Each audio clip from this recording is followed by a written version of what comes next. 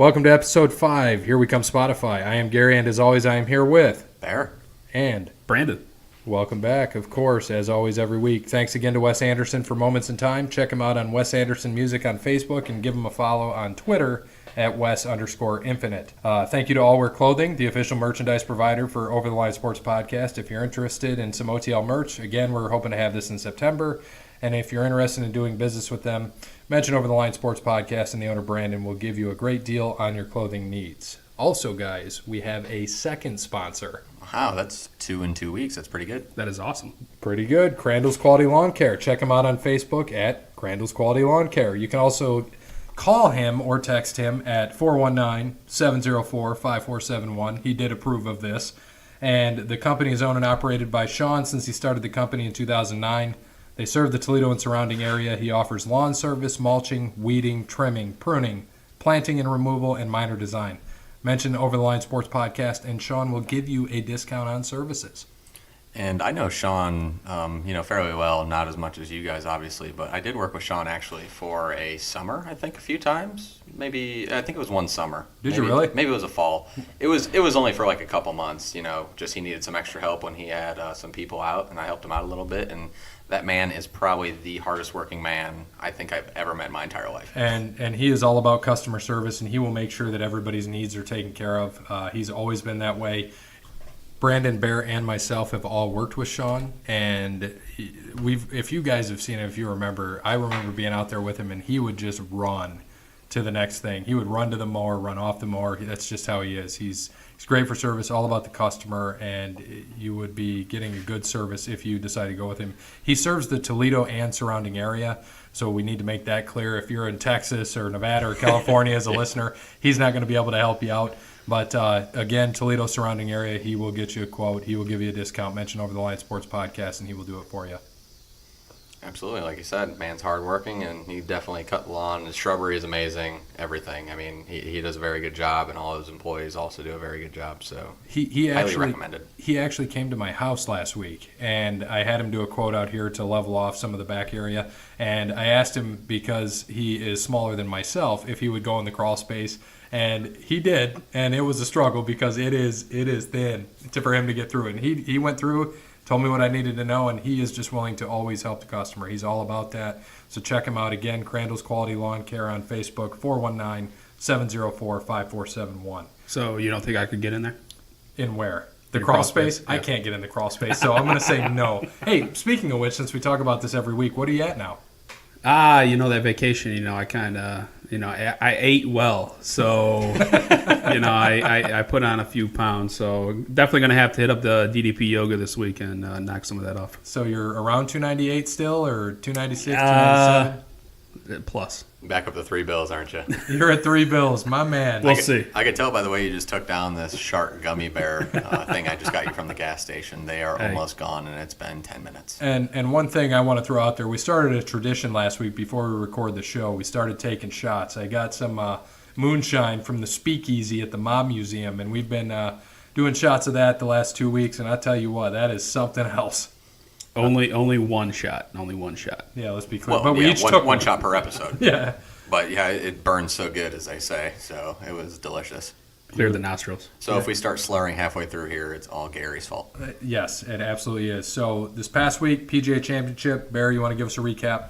Yeah, how fun was the PGA Championship? I don't think I've had more fun watching a golf tournament here in the last couple of years. Tiger on Sunday, Brooks on Sunday, absolutely amazing, totally entertaining. What's his name again? What is it, Brandon Brooks? What is it? Cupkey or Cupika or Cupcake? Yeah, you say Copeka, but it's I think when I texted you, I said Cupcake. You did say. I knew you're. It's. Now I can't say it because it is not Copeka. Brooks Koepka. Koepka. There we go. No, that's what I'm saying. Copeka is what Brandon would I call know, it. and that's why I almost just said it right there. I was tongue twisting myself. But yeah, I mean, it was great. Gary Woodland was the 36-hole leader actually at 10 under, which was, I think it tied for a PGA record. I think 130 was his aggregate score in their PGA Championship major record. So good for Gary Woodland. He hasn't been there many times before. He I shouldn't say he fell off on the weekend. He just played even golf. and I think he played well. Normally he's not up there, and a lot of guys choke from that situation and go down, down, down. He stayed pretty much even. I still think finished top 6, which is good for him. Brooks, after I think he shot 64 in round 3 and took the lead at 12 under, didn't look back from there. Never lost the lead on Sunday, even though it was pressing with Tiger up there. And Adam Scott. Adam Scott had a really good round Sunday. Unfortunately, couldn't put everything together. I know all the Aussies were playing for Jared Lyle, who passed away from cancer. Very unfortunate. He's been battling it for many years. And it was sad to hear that he's the one who said, kind of pulled the plug. This is just taking too much out of me. How old was Jared? I think he was 34. 36. So, Oh, yeah. jeez. Yeah, very, very sad. And, he's been going through a lot of treatment, a lot of chemo, everything. And I think it was leukemia he had. And he finally just told his wife, said, look, it's just taking too much out of me. Made that sad decision that he made it on his own, didn't make his wife do it. So a lot of the Aussies played for him. Ricky Fowler played for him. Ricky Fowler is actually a really good friend of his. So that was really cool to see. He wore his yellow pin for leukemia on Thursday, right up in center, right above his logo, which guys don't do normally. Obviously, these guys get paid a lot of sponsorship money. And he ended up putting it right on the old Puma logo, which was really cool to see. Obviously, it's more than it's a brethren out there, so that's really good. But anyways, the Tiger drama on Sunday, absolutely amazing. That was the first time I've seen Tiger play like that in many of years, and he's been getting better and better and better as the year has gone on. And just watching that, I mean, the chances, I thought for the longest time he was going to win. I mean, just the way he was playing, he got himself into a bad spot, and he came out and just hit an amazing shot out from the rough or out from behind the trees and got it close and was just making par after par, which normally old Tiger would bogey, double bogey. He'd be out of it, put up a good showing, but it just wasn't there, and it was amazing. Wasn't that the lowest score he's ever had and not winning? Did I see something about that? Yes, actually, he broke the record for the lowest Saturday and Sunday scoring. He shot 66 on Saturday, 64 on Sunday, which that's actually his lowest round ever in a major. Really? 64. Wow, I didn't know that. And he's won 14 majors. 14 majors he's won, and has never shot lower than a 65. 64 is his lowest. So it was amazing to see. He was playing amazing golf, and it's good to see that he's finally back and looks like he's healthy and can perform on the major stage, which he did have the lead at the British. Unfortunately, lost, finished top 5 still, but I mean, it was amazing. And I know, Brandon, I think you said Tiger was going to finish top 20 in this one, and I'm sure that you were hoping to God he was finishing 1. I was. It was very exciting to watch him play. I was struggling as a fan, though, because the guy could just not hit the fairway. He didn't hit the fairway until his last hole, which was amazing. And Brooks was he was playing ridiculous golf. The last day, the final round, he had a shot 3 holes in a row. He had a shot at birdie, and he ended up parring. So he could have ended up being like 19 under. He finished 16 under. My pick, Ricky Fowler, 8 under, was in there throughout all 4 rounds, but just didn't put a good round in the final. He had an injury, right? I did not. What did he have? Yeah, he hurt his oblique on Friday. Oh, I did not know that. And played through it the last 2 days. And actually, as I was coming here today, saw that he's actually out for the first leg of the playoffs here in 2 weeks. Not next week, in 2 weeks.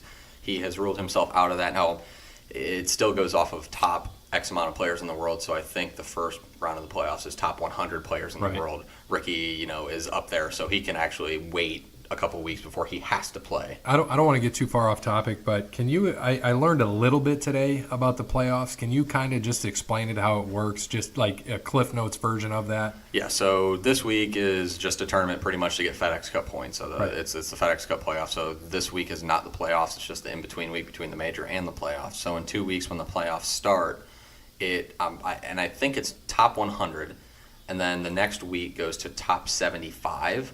And then the third week, last week, is top 50. And that's based on the FedEx points? That's based on the FedEx Cup points. Okay, yes. got it. And that's how they go off of that. I think I said world ranking earlier. That was incorrect. So it goes off the FedEx Cup points that they have, which obviously is for winning tournaments. Obviously, you're getting more for winning the bigger tournaments that more people are in.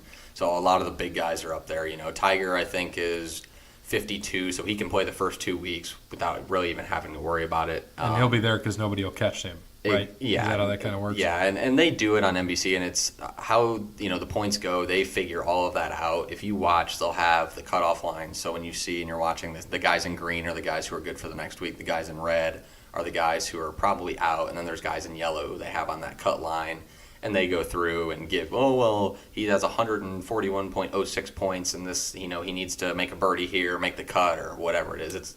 The scoring of the FedEx Cup is very complicated. I don't know if many people know what it is. No, I have no idea. So I just follow what NBC and CBS say and make it easy for me. Works for me. And the best thing I took away, besides Tiger playing amazing, and like we've all said, Tiger up there is great for golf, and we all love Tiger. We are Tiger fans here. That is the highest rated PGA Championship final round since 2009.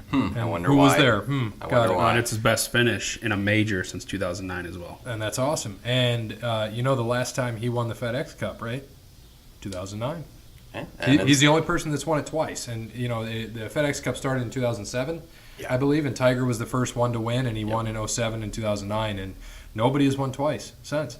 So pretty interesting. I think my favorite thing from this past weekend, I think I sent it to you guys, was seeing Brooks' girlfriend looking at Tiger as he's walking off the course. I'm like, oh god, he still got it. He's still got that He still 19th. got it. He's got that 19th hole to finish. So hopefully he took advantage of that. Yes, and next week we'll give our playoff picks and see who's going to win the playoff. Anything else on the PGA before I get into a really, really short-winded Wyndham Championship thing? Any thoughts? What I saw over the weekend, Adam Scott, can you just touch on the putter that he uses? Did you just call it a putter? The putter. The putter. The putt or the tur? Which part do you want me to putter. discuss? The putter. Okay, so since you just hit me with this, I don't remember exactly what year it was, but it was a couple years back, and it might have been 2017 actually. It was quite recent. They banned anchor putters. So these are the bigger putters that these guys anchor to their chest, to their stomach. It gives them. Wait, they can't use those anymore? No, they cannot. They cannot anchor So that's a those putter. like tall ones that I see guys You, that have. you can use the tall one, Okay. but you cannot use it anchored to your body. You have to use all arms. So How would they anchor it? I'm sorry. So they'd put This it is on their new to me. chest, put it on their stomach. It just keeps a nice putting pendulum to where it's not all arms as putting should be, because putting is all about the arms and the hands. So they It's can all have the about tall feel. one. They just can't balance it So against you their could body. have. Yes, so you can do that, which, as you saw Adam Scott do, is very close to his chin, but he had his left hand up top and his right hand a little bit lower on the grip. And if you saw the putter, the grip cuts off actually. So the top's for his left hand, and it cuts off a little bit, and then you got the grip a little bit further down. And it's supposed to make an easier pendulum swing for the putter. Now, a lot of guys use a smaller putter, especially since the changeover, all this has happened. But, when they anchored it to their body, to their chest, to their stomach, they think it was an unfair advantage, honestly, to the other guys. To me, I don't think it was. I mean, look at the guys who have won over time all the time. Jack, Tiger, guys like even Rory and Rick and Jordan, and I shouldn't say Ricky, but Ricky, he's still won. These guys use smaller putters. It's all about technique and it's all about skill. I hate how they call this anchoring putter cheating and all that. You either have putting skill or you don't. Right. I mean, can you name other guys that use this? I mean, Adam Scott uses it, but he only has one career major win, I believe, doesn't he? Yeah, he has. So, I mean, the advantage is. To be honest with you, right now, off the top of my head, I could think back and go, but pretty much everyone switched over except him. I can't think of anyone right now. That would probably be a job for Stat Guy if he was here. He must be late, I would assume. I don't see him, so. I don't know how he's late because we said we were going to start recording at 6:30, and I didn't tell him we were moving it back, and we didn't start recording till about 7:45. So I don't know how he's not here, but I guess we'll figure that out. Hopefully, can you text him and see what he's doing? And one thing that I had a question about was Brandon. I know you had talked a little bit about Tiger and everything going on there and what he had going on. Who did you pick Ricky this past week? Yeah, I picked Ricky. And how did he do? 8 under, tied for 12th. Tied for 12th. And then I had Thomas, and I don't even know. I honestly don't know where he finished. I think he was 10 under. He was probably he was top 10. Okay, Yeah, yeah. I was in at near MIS for a family reunion, so I have no idea what was going on. I just had to fly back to watch Tiger finish up. And Bear, just to kind of speak about DraftKings, Bear destroyed our league in DraftKings, and one of our prominent listeners here, Jason, actually took the advice of the show and finished second. So I just want to say, hey, you listen to those picks, you're going to make some money. Yeah, and honestly, I was going to put together a lineup today for this Wyndham Championship next week, and didn't yet, so I'll have to do that as I go here. But yeah, I had a good week, and I picked Rory to win, and didn't play much of Rory. It was kind of one of those I noticed picks. that. Oh yeah, it was one of those picks where I was like, you know what, he's got to come through. And once again, he did the typical Rory thing. He played mediocre golf, barely made the cut, and then didn't do much on the weekend. It was very disappointing, and so be it. You know what? I'm done picking Rory. That's it. So he'll probably win the playoffs since I'm done picking him. So, Brandon, can you start us off? Who you got this week? What are you thinking for Wyndham? Bear, where's that course at? So the course is in Greensboro, North Carolina. The champion last year was Henrik Stenson. Guys who I have, the little research that I did, the guys who have been up there. Ollie Schneider-Johns, Webb Simpson, Ryan Armour, Siwoo Kim. Did you pick him last week, Gary? I did pick Siwoo Kim, and he finished dead last. Yeah, it was dead pretty last. close. He didn't Yes. have a great week. But he's And I still finished fourth, though, in DraftKings, even with Siwoo Kim. He's had some good tournaments here. Actually, Davis Love III has won this 3 times. I don't know if he's in the field this week, but he has won this tournament 3 times. I don't know if he is. What do you think of Brandon? You probably didn't even make a pick, did you? Do you even know who's in the field this week? No, not really. I'm gonna go. You know what? You don't have what? you don't have the big name guy. You don't have most of the big name guys, I should say. There's but a You know what I'm still- gonna go with? I'm gonna go with the sneaky pick, Patrick Reed. Okay, I don't know if he's playing this week, but I mean, if he is playing, I got him. You got Patrick Reed. I'll check. Oh, is that? No, that's not Stat Guy. That's just a mosquito. Hopefully, we'll see if Patrick Reed is in there. Bear, who you got? you know what? With Stenson winning last year, it made me want to pick him, but I just can never pick Henrik Stenson. So I think this week I'm going to go a little bit off the wall here, and I'm going to go with Ollie Schneider-Johns. I know I just mentioned him. He actually put together a pretty decent PGA championship. I think he finished top 25. He's been playing good golf lately. I'm pretty sure that he's made the last 5 or 6 cuts. So I'm going to go a little bit off the wall this week. I'm going to go with him. I'm sure he'll finish top 20 and not sniff the lead. But you know what? That's just how it goes sometimes. And Brandon, Patrick Reed is not playing this week. I just want to throw that out there. Actually, myself, Bear, I went with kind of an easy one here. But I do have a few things to say. So I had Webb Simpson potentially for the win, kind of safe pick. Who's the favorite this week? Webb. I noticed that after I talked about it. I like Cabrera Bello. He's a good one. You know, I know the Spanish players kind of have done well there. I think in Greensboro area, Seve, I think, won in 78, and somebody else had won in 2012. I can't remember who it was, but they had one as well. And then I kind of have a sleeper pick. I wouldn't even know if he's a sleeper. Bear, I'm sure you'll know who it is. Joaquin Niemann. So 19-year-old Chilean kid. He has enough points to make the FedEx Cup playoffs, but he cannot because he just has that temporary member status. So he has to win this week to make the FedEx Cup playoffs. So, keep an eye on him. He's going to be playing hard, and he did get his tour card for next year, so he will be there. He's fun to watch if you haven't watched him, Brandon. I don't know if you've seen him, but he's an interesting kid. He's a very good golfer. Just before I know Brandon wants to make a new pick now that his one pick isn't playing. But yeah, Joaquin has been playing some really, really good golf. I think at the RBC he finished top. He was a little bit on the bottom side. I think top 40 he was. 23rd at the John Deere. He was 5th at the Greenbrier. He put up a top 10 at the Memorial, which is a very tough course. Kid can play. You know what? If he's not top 10 this week, I would be shocked. And you know what? I'm gonna stick with Webb, but Joaquin's kind of like my sleeper pick. I would not be shocked if he went. He's going to be playing to make those playoffs. And that's unfortunate. He has enough points to get in, but he can't make it because of that temporary card. So next year he's gonna make it. We know that. Again, he's 19. He turns 20 in November. Watch out for him in the coming years. He's just fun to watch if you haven't seen him.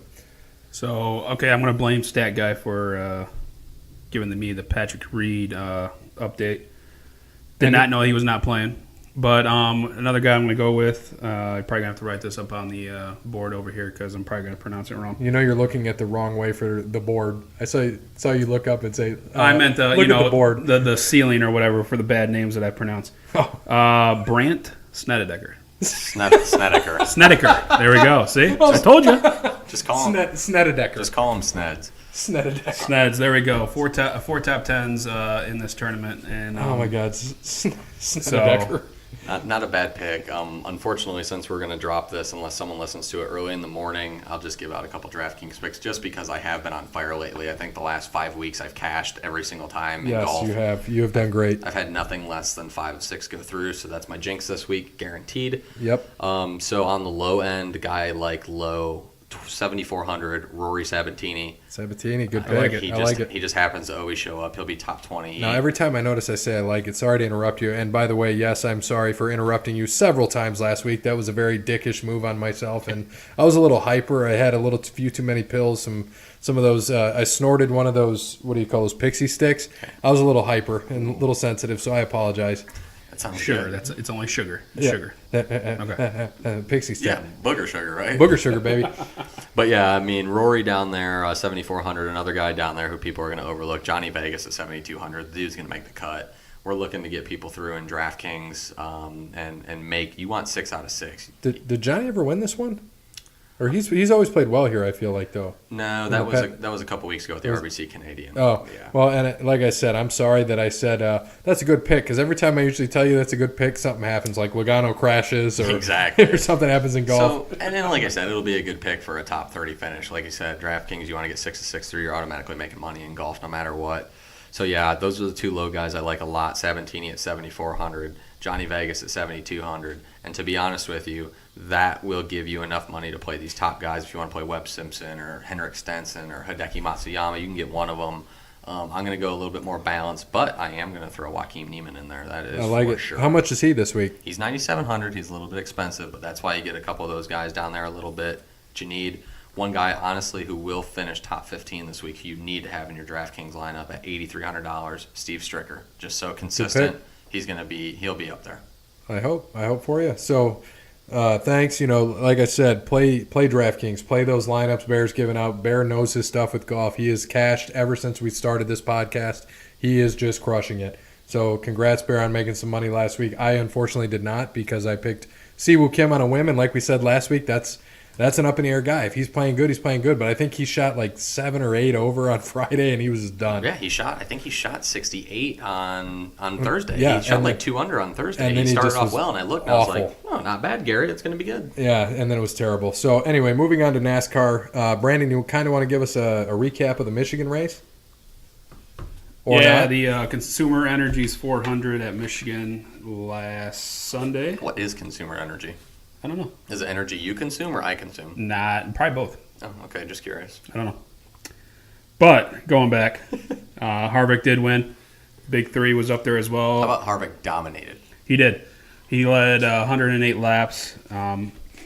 Kyle Busch finished third. Truex finished 14th. So the Big Three was kind of up there all day. Truex had a couple problems, but other than that, I just it want was to a say good race. your pick of Kyle Larson, your guys' pick, did not fare well. He was up there, and then He he was. fell back, and then he was up there, And- and then he fell back, and then I think he finished like 10th or something. I thought he finished further I back. thought it was like 20th. I thought he was Oh, like maybe he did. 17th or 18th. But Well, him and Chase were both like they were together the whole entire time, going up and down, up and down. Chase finished 9th, but yeah, I think Kyle Larson maybe he finished like 17th or something. But yeah, and then I had Denny Hamlin, and of course we'd make these picks before they even qualify. So when he qualified on the pole, I was not surprised. It's like, good, he always runs fast there. And then of course you get excited about it, and then I'm like, you know what? I don't know. Not many guys went from the pole. No. So it was kind Especially of at a big track like Michigan. it was so voodoo for me. I was like, you know what? And he finished top 10, I believe. I believe he finished third. No, I'm No. sorry, Bush finished third. I think he finished top 10, 4th or 5th or something. I can't remember where Well, I'll check that out. I was flipping back between golf and NASCAR. Stat guy said Yeah. he'll be here in 37 Yeah, seconds. Stat Guy's not so here, Oh, so well, that's good. Okay. 37 seconds he's walking in. Well, that's good. Well, while we wait for Stat Guy to get that, next week, probably one of the best races of the year, if not the best race. I mean, the only thing that's better is Daytona 500 in February. Bristol, under the lights. I've been there. I was there in 2011. B2K won. Love this race. Absolutely love this race. A race dominated by Kyle Busch. 6 wins since 2009. What's up, Stat guy? Keselowski has 2 wins. Obviously, you just said that you were there for one of the wins. Logano has 2 wins. Kenseth had 2 wins. All these are since 2009, but Kyle Busch does dominate this race. Before we go on, Stat guy just came over and informed me that Denny Hamlin finished 8th And like I said, Kyle Larson was 17th. So there we Nice. go. And so we don't have to get too much into Bristol. It's interesting if you've never been there. I recommend we have to go there sometime. It is just neat. It is loud. It's got to be the August race though, under the lights. Oh, Yeah, absolutely. I would go That's what anytime. we went to, and it was unreal. You're like sitting in a football stadium. Yeah. 100,000 like people a there. bowl. But it is Well, they loud. You have to have like earplugs in or headphones on or something because it is that loud. They actually played a game there, I think 2 years ago, Virginia Tech and Yes, Tennessee. Yeah, I they remember did. that, yeah. They did. So let's just get right into it. Brandon, who you got this week? Well, I know you want to get away from NASCAR right now, but Because I just want go- you to say Kyle Busch. I know.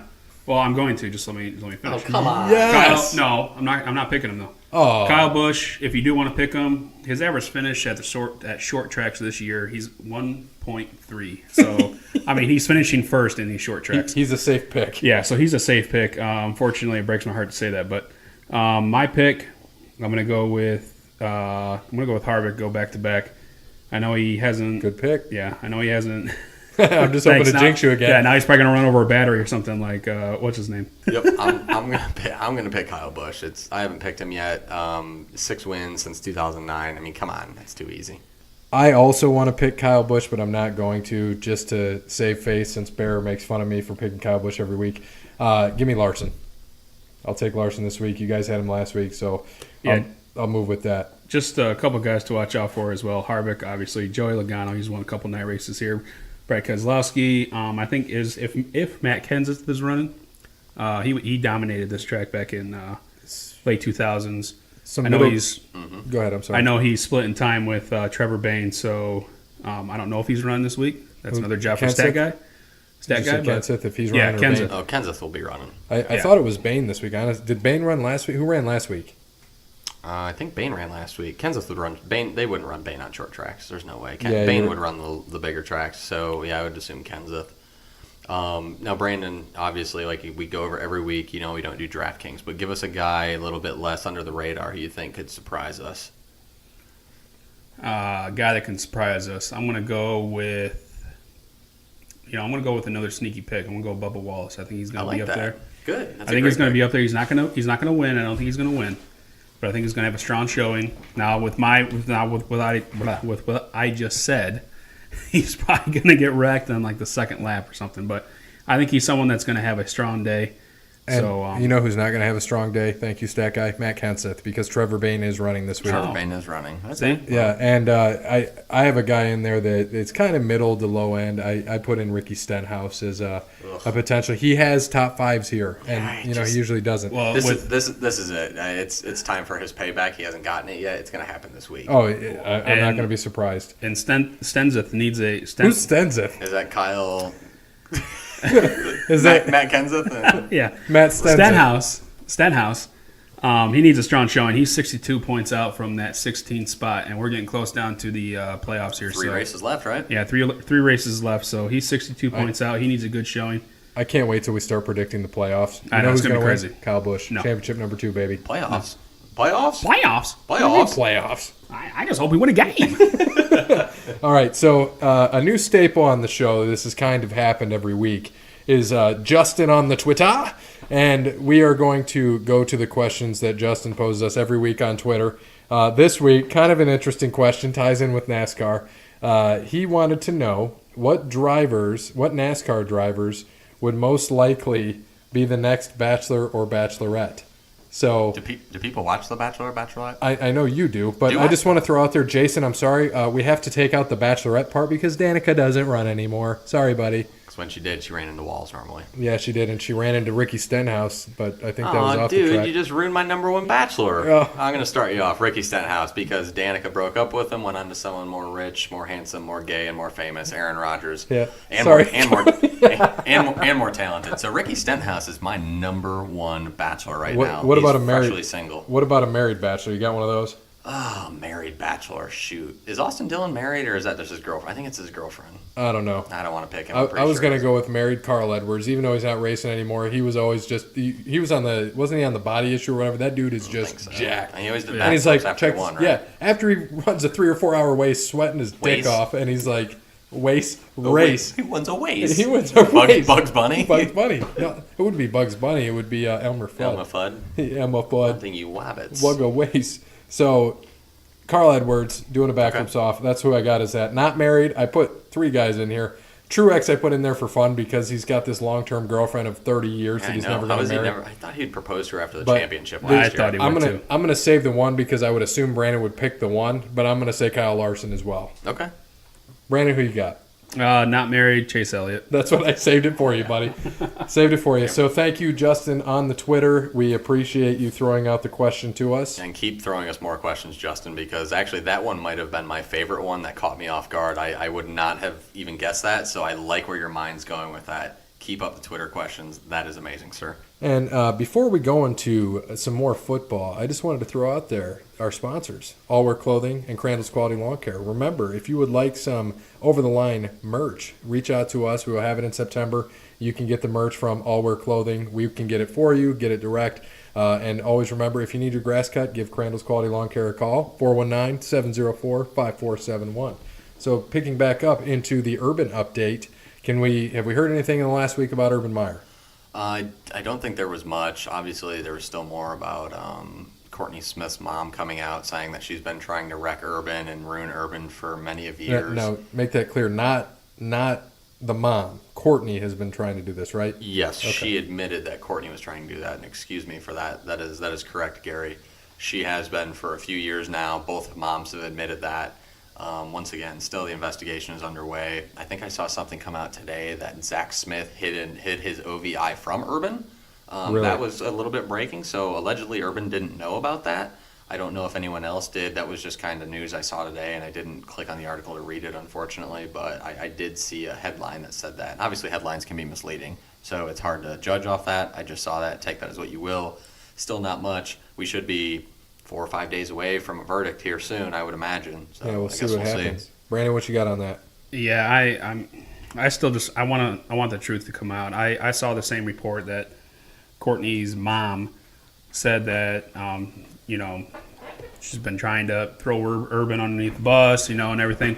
But then I also saw something that Courtney's mom admits that there was abuse there. So And I'm hearing she's probably the most credible if you think about it, because she's backing both sides here. Yeah, I'm hearing two different things and everything. So I don't know what the truth is. Hopefully the truth will come out. This report will, the final report will probably come out on a Friday, at like 5 o'clock after everybody's gone and out of work. Oh, absolutely. So we will have something. I'm sure by our next podcast that we will have a final report for the story. So I just hope the truth comes out. And I think it will. I think this investigation will get it. And honestly, I think they do know there was abuse in 2011 or 2010 or whenever he did it at Florida. I think that has been admitted. I think it's the 2015 that is kind of where we're at right now. And that's the case of where it is. But you know what? It's just one of those things right now. Is that you're right, Brandon? I agree with you. Let's just get this out and over with. Football season's 2 weeks away. Like, I'm done hearing about this. They just want this to go on and on and on because it's publicity. But it's not good. I don't like it. I don't want to hear about it anymore. I just want, like you said, the truth to come out, this to be over with. Let's focus on football again. Yeah, I mean, And let's let Urban coach. I mean, yeah. come on. Well, really. If he is innocent. I don't see Yeah. how he would be guilty of anything. Like you said, and the first time we brought this up, Bear, I thought you brought up good points. And I think that it's coming out there. He came out and said he handled it. He gave it to Gene Smith, right? Yes. And the AD. And so if anybody's at fault there, I think if something comes out, it should be Gene Smith. And I'm sorry. But I have a feeling we were actually talking about this at the wedding this weekend. The parents' neighbors are big Buckeyes fans, and we haven't been able to chat about this, which we always talk about sports. And John was telling me the same thing. At this point, it's got to be something on Gene Smith right now, and it's. If this is the case, he's gone. he's on vacation, so he's not answering anything. and side Fun note, time to go on vacation, isn't it? Side note, did you have to do? Were you plumbing this weekend? Was I plumbing? Yeah, I heard you had to lay some pipe. No, I wasn't plumbing. My house was built in 2009. Why would I need any plumbing? Oh, maybe that could have been Brandon. I don't know. It definitely wasn't me because I don't need to do any plumbing around here or anything else. So the other one, we'll bring that up in coming episodes. But wasn't there something with Maryland's coach, DJ Durkin? Something going there? Yeah, there was. It's a sad case that's happening out in Maryland right now with the young man that passed away on May 29th it ended up being heat exhaustion. He said at one point that his temperature was like 106. So, I mean, they were doing their summer workouts. Now, Rick Court, the strength and conditioning coach, he did get fired. He resigned. He was forced to resign. So he got fired. And DJ Durkin did get placed on administrative leave right now as they're handling the case. As of yesterday, Maryland did admit to not taking care of that case properly. So they basically admitted guilt. And I know the family is, obviously they would rather have their son, but they are going to sue, and they will probably win this case. Do you think there's going to be any criminal charges here? I don't know. That's going to be tough because This investigation just started as well, just earlier this week. There's so much more information to come out, but it is not looking good for Maryland right now at all. The whole university. I'm not saying quite death penalty, but it's not going to be pretty. I would say bowl ban. Not that they're going to make it to any bowls. They're not going to be good.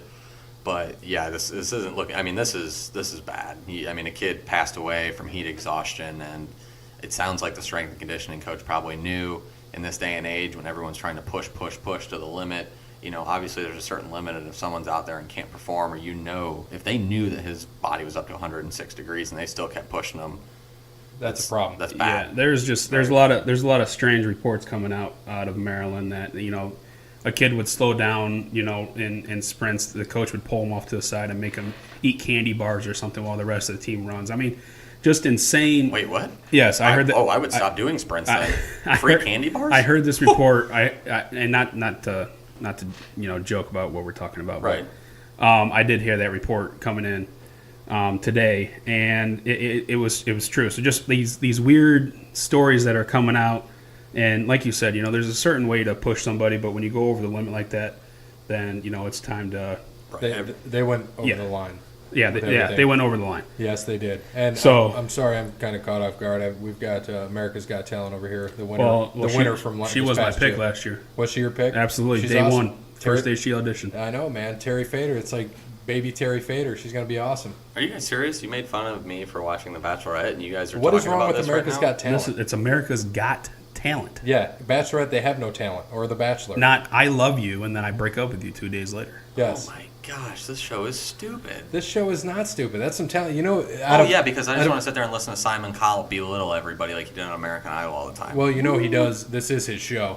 He is the producer, and it means nothing to me. Right, but from this show, I don't want to get too much into it, but Terry Fader, I just want you to know, who was very successful and won this show, has signed 2 5-year deals for $100 million at the Mirage in Vegas.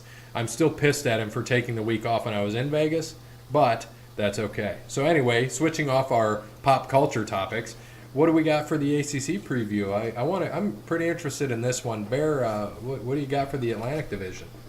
Since I did my research this week, and I know I got the Atlantic and Coastal right for sure. For sure. You sure you're not going to yell at me again? No, I'm not, because I did my research this week, and I'm. Oh, and I just wanted to throw Just wanna out make sure. there that you guys told me last week that Georgia's quarterback, Fromm, transferred. You guys were wrong. It was Jacob Eason. Brandon said It was that. Eason Calm down. transferred. Yeah, but you agreed. I did not agree. I said I think I know. I didn't know. But I didn't know research. Why would you listen to me? But real quick, you are correct. With the Just blame SEC, stats guy. when Fromm comes back, do you think he starts with that freshman there for Georgia? Who? Yeah. You think Fromm will come back and start? Because I know you said that freshman was. I don't know the freshman's name. Fields? Yeah. Do you think he will come in and start over Fields when Fromm comes No, back? I think Fromm. No, No, Fromm's Fromm a will be there. quarterback. Yeah, Fromm's a quarterback. Yeah. Eason's the one that got hurt and transferred. And then- Fromm's the one that came in as a true freshman. Started. Yeah. And First he game came against back. Notre And Dame. then what's Fields? Beat Notre Dame. Fields is Is an incoming freshman. okay. And quarterback? it's they're going to find a way to put both on the field. I mean, he's going to be a dynamic playmaker. But Fromm's going to start. Okay, perfect. And sorry, Bear, Atlantic, what do you got? Okay, so for the Atlantic, I have Clemson winning. As much as I hate to say it, I don't know about Clemson. I think Kelly Bryant is their senior starter, correct, Brandon? He's going to be playing this year. But freshman Trevor Lawrence, is up I and think he coming. will start. I don't think eventually. he will. Eventually Eventually he's- next year. No, I think it's going to be sometime this year. That kid is something else. That assumes that Clemson loses more than 2 games till the kid comes in, if anything, and I see him losing 1 game this year. I have Once one. again, another cupcake schedule. I think it's almost worse than Alabama's schedule, to be honest with you. They play Anthony Wayne this year. They're pretty darn close. I think they play Charleston Southern, so it's not much of a step Anthony up. Wayne could beat them. I would imagine Anthony Wayne probably could beat them. Maybe not. Maybe like St. John's, or I don't know who is good this year. I don't know. In high school? Pay attention to high school football. Well, Anthony so. Wayne's going to be Probably everybody, and to get quickly into high school, everybody is gunning for Anthony Wayne, and it's funny. I don't know if you've seen their coach Brungard. Everybody's been saying like Springfield, we're coming for Anthony Wayne. It's the last game of the year, and he just basically said, well, that's great. I'm worried about week 1 against St. Francis, so you guys can worry about week 10, but I'm worried about week 1 right now. That's who Anthony Wayne's starting off with, St. Francis. St. Francis. And St. Yes. Francis is coached by Dan Chipka, Yep. who went to Anthony Wayne as well. Is that his second year there or first year? It's This the is his second year at St. Francis. He coached coached that. it way before. Yes. Great coach. It's awesome to see him. He's a year younger than Brandon and I. His dad was a teacher at Anthony Wayne and still is. Just pretty awesome to see. So back to that Clemson. Brandon, do you have Clemson winning the Atlantic?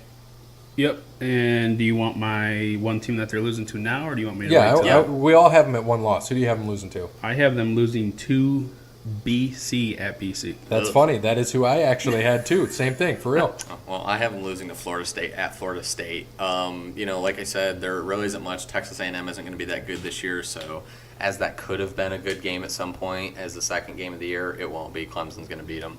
Even though it's at Kyle Field, 12th man, tough stadium to play in. Sorry, Clemson's going to beat them. At Georgia Tech could be tough. That could definitely be a slip up there. Other than that, as they go through, they get NC State at home, who will cause ruffles this year in the ACC for sure. NC State is going to be a very solid team, but they're in Clemson, in Death Valley, so we'll see about that. Other than that, until they play at Florida State and they play at Boston College, which Boston College isn't a huge powerhouse, but they're always solid. It seems like And always 7-5, 6-6. I'm calling this right now. They will have the player of the year on that team. Boston College. Yes. A.J. Dillon, the running back, is going to be the player of the year in the now ACC. I don't even have to name my top 3 players. So, Oh, you actually did a top 3? well, yeah, because I Well, did research this. well, There week. you go. who did you- well, I got my just tell top us, who 3 do you have? ACC Heisman picks too. Well, I wanted to get through the rest of that, but my top 3, A.J. Dillon, number 1. My number 2 and also comeback player of the year, DeAndre Francois, Florida State's quarterback. I think he's going to have a great year. I have Florida State at 10-2, by the way, beating Clemson, but unfortunately they're going to lose to 2 other teams. I had him at 9-3. Number 3 is going to be Cam Akers, Florida State's running back. I think Florida State's going to have a good year, which pains me to say. I've always been a big Florida State hater, but after watching Francois get injured in the first game last year, that sucked. I didn't like to see that because they were playing Alabama actually half decent until that. And what was that? That was mid-third, I think, or early third quarter. I think Yeah, they ended up losing 24-7. Yeah, but it was only like 10-7 at that point. Yeah, it was. Yeah, 13 10-7. something like that. Yeah. But anyways, it's like Wait, no, actually, I'm sorry. It was actually it was in the fourth quarter with like 5 minutes left. Was it? I thought Yeah. it was earlier than that. No. Okay. But just to go through the rest of the Atlantic, so Clemson 1, Florida State 2, NC State 3 at 9-3, BC 7-5, and then the other 3 teams who won't be making bowl games: Wake Forest, Louisville, Syracuse. Not going to be great. The only other thing I had to mention on Florida State, they have a new coach, Willie Taggart, after Jimbo Fisher went to Texas A&M. Their offense should be amazing. Cam Akers is going to have a huge year. DeAndre Francois should have a huge year as well. The only thing else from the Atlantic is Ryan Finley, NC State's quarterback, should be a top quarterback prospect draft pick next year. Best quarterback in the ACC, if not in college football this year. Interesting. Mark that down. What do you got, Brandon? I like that. Like I said, I got Clemson going 12-1, losing to BC. Obviously, getting to the ACC title. Yeah, but winning the ACC title. Yep. Over. As well. Well, I'll get to that once we get in the Atlanta Well, you to already the said, Coastal. Well, you already said 12-1, so. Yeah, so they're gonna lose. They're gonna lose to Boston College at Boston College. I have NC State 8-4, BC 8-4, Florida State going 7-5. I like the Willie Taggart hire, but yeah, they're gonna go 7-5. So their defense is going to be that bad? Yeah, I think and to kind of agree with you, I think the ACC is closer than Bear might think. Yeah. I have actually, I don't know how many you have overall. 12 of the 14 teams I have at 6 wins. I have the Atlantic. Everybody getting 6 wins. I got Wake Forest 7-5, Louisville 6-6, Syracuse 6-6. So I got I don't know, what does that add up to? That adds up to, 11 teams bowl eligible in the ACC. And I have, just to run quickly through mine, I have Clemson at 12-1, Florida State at 9-3. I went back and forth with Boston College and NC State with 8-4, 7-5. I got Louisville and Wake Forest 6-6, Syracuse 5-7. BC's my sleeper team this Got year. too in the many ACC. 6-6s out there. Sorry, I only have 9 teams. I'll start off the Coastal. Miami, I have going 11-1. Virginia Tech 9-3. Georgia Tech 8-4. I think they're going to have a really good year. Pitt 6-6, Duke 6-6, and then North Carolina 4-8, Virginia 4-8. I think North Carolina. I think Larry Fedora is getting fired this year. He's going to be done. They're going to have a good year. He is the definite coach on the hot seat this year. He's gone. So, to put my local hat on, please tell me that one loss is to Toledo, right? I wish it was, but unfortunately it's not. Trust me, I would love it to be to And Toledo. Where's that game going to be? Is that in Cleveland? No, it's at the Glass Bowl. Glass Bowl. It is going to be at the Glass Bowl. Noon, Yeah. noon kickoff. Are you kidding me? Yeah. I did not think that they would come to the Glass Bowl. No, that's why we've talked about that. We're tailgating there. Like we've talked about that 100 times. I know that, but I was just like, Well, it's about 32,000. I mean, there'll probably be about 30,000 U fans there, so it's Yeah. definitely going to be green and orange there today. I mean, There'll be green September and orange there, but it 15th. will not be 30,000. yeah, 2,000 UT fans. I think they're wrong. Brandon, what you got? Coastal, I got Miami winning that, losing to Clemson in the ACC title game, but I got them going 10-3. VTech going 9-3. Georgia Tech 6-6. Pitt 6-6. Duke 5-7. UNC Fedora gets fired 4-8. Virginia 3-9.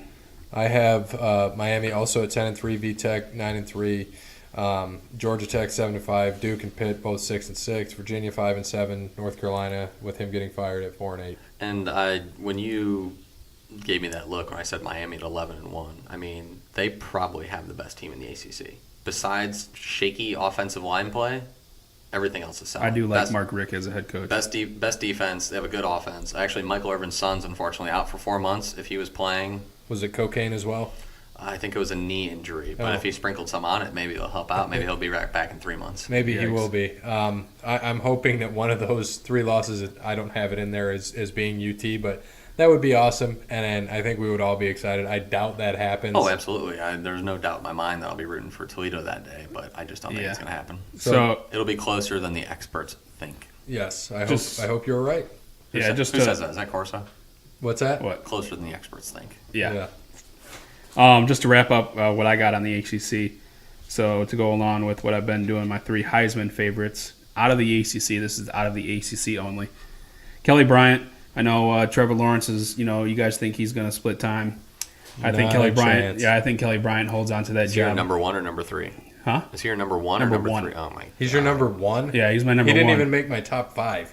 Cam Akers. There's always that one guy that nobody thinks is going to come out, and I think And it's it going won't to be him. I hope that Lawrence have- comes out and starts. I have. That won't happen, but Kelly I Bryant. know, have- that'd be great. I have Cam Akers, running back out of Florida State. Number 2, I got DeAndre Francois.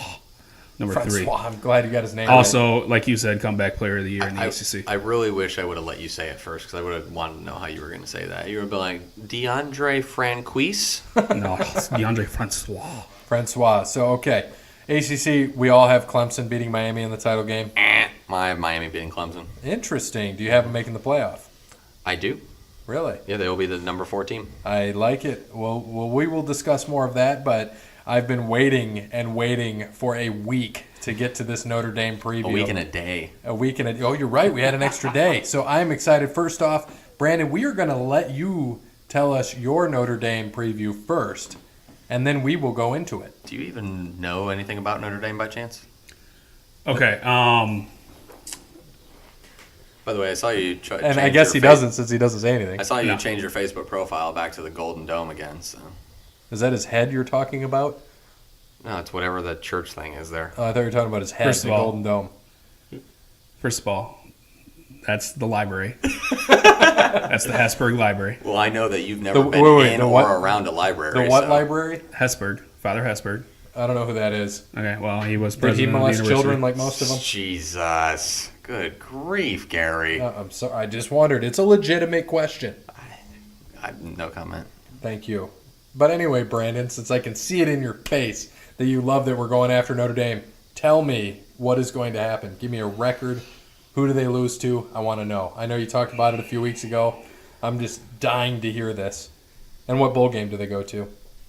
I didn't pick a bowl game, but you just threw me off guard with that. With that the bowl game, get through your that thing and then just make up a bowl game. dumb comment that you just made. Which one? Golden Dome or But Fire to go on with ignoring what you said, so Notre Dame 10-3 last year, beat LSU in the Capital One Bowl. That was I last think. year. Yeah, I know. No one cares. Can I finish talking? Yes, I'm sorry. Okay. I want to interrupt you this week though because I feel bad about Bear.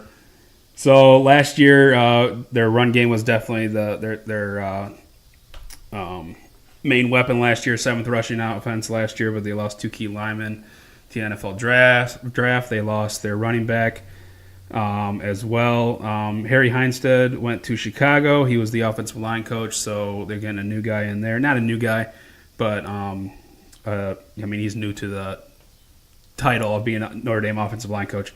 So Tony Jones coming in as running back. He'll start. Dexter Williams out the first 4 games of the year. So with with Notre Dame, you want me to give you a preview, or you just want me to tell you the I record? didn't need to know about the whole damn Well, team. we're gonna go. We're Yeah, doing a no, preview. let if you want it, him you want me to do do it. a preview? I'll do a preview. No, I like this. Keep going. Okay. Just so you So can moving to destroy the it? defense end of the side, Mike Elko left for Texas A&M. He went with Jimbo Fisher to be their defensive coordinator. Clark Lee coming in. He was the linebackers coach, so he got promoted to defensive coordinator. Fun fact of the day, it's disappointing for me to say this, but they are aiming for their first back-to-back double-digit win season since 92 and 93. It just breaks my heart saying that. But going into this year, their defense is definitely going to keep them in games this year. They're going to be their main weapon this year. Offense is going to struggle a little bit. But they're, according to a couple of predictions that I saw, they're favored in all their games. I did actually see that yeah. as well. What? Yeah. Oh my They are it- favored in every game. Hey, I know, I'm shocked too. But to go along, terrible. to go with my pick and their record, I got them going. Honestly, this is not me. This is me with my fan hat off. 10-2. 11-1. They're Oh going to my lose. God. They are going to lose to Virginia Tech at Virginia Tech. So they're going to beat Stanford, like I said. Stanford's going to lose to Notre Dame. They're going to beat Michigan. They're going to beat SC at SC. They're going to go 11-1. They're not going to make it to the college playoff, though. Okay, I'll put that right now. They're not going to make it to the college playoff. If they're 11-1, they should be making it to the. Well, they college should playoff. because they're Notre Dame. But No, they have a weak schedule. Yeah, you're absolutely right. Sorry, buddy. so No, it's true. I to, was to wrap reading up, that. so then you guys can give your honest opinion of why you hate Notre Dame. Their Heisman pick, if I got to pick a Heisman pick out of them, will be their quarterback Brandon Wimbush. Good, because that's why I want to start off asking you, since you're finally done and nobody cares about Notre Dame. Is Brandon Wimbush actually going to be the starter after how much he sucked last year? Who's Yes. who's backup? Ian Book. Okay, and I heard that He's coming not going on- to play. I mean, he's I not heard going to he's start. coming on very strong. No, No? I don't know where you got a report, but no. From Notre Dame Weekly? I subscribe. Yeah, I'm sure you do. No, Brandon Wimbush. That's his job. I If just saw rumors. That's why I'm just asking. No, well, I'm Okay, so- going to downplay those rumors. And That's fine. So you're going to go 11-1 with a crappy quarterback. Congratulations. I have Notre Dame at 8-4. I don't have all the mambo jambo about all this other crap. I think 8-4 is going to be a good year for them. Actually, they'll probably go 9-4 because they'll probably win. They'll probably beat Navy in the Armed Forces Bowl or wherever the hell they go to. they already play Navy. I have so they can't So play they them can't again. play him again. No. Look at Georgia and Alabama.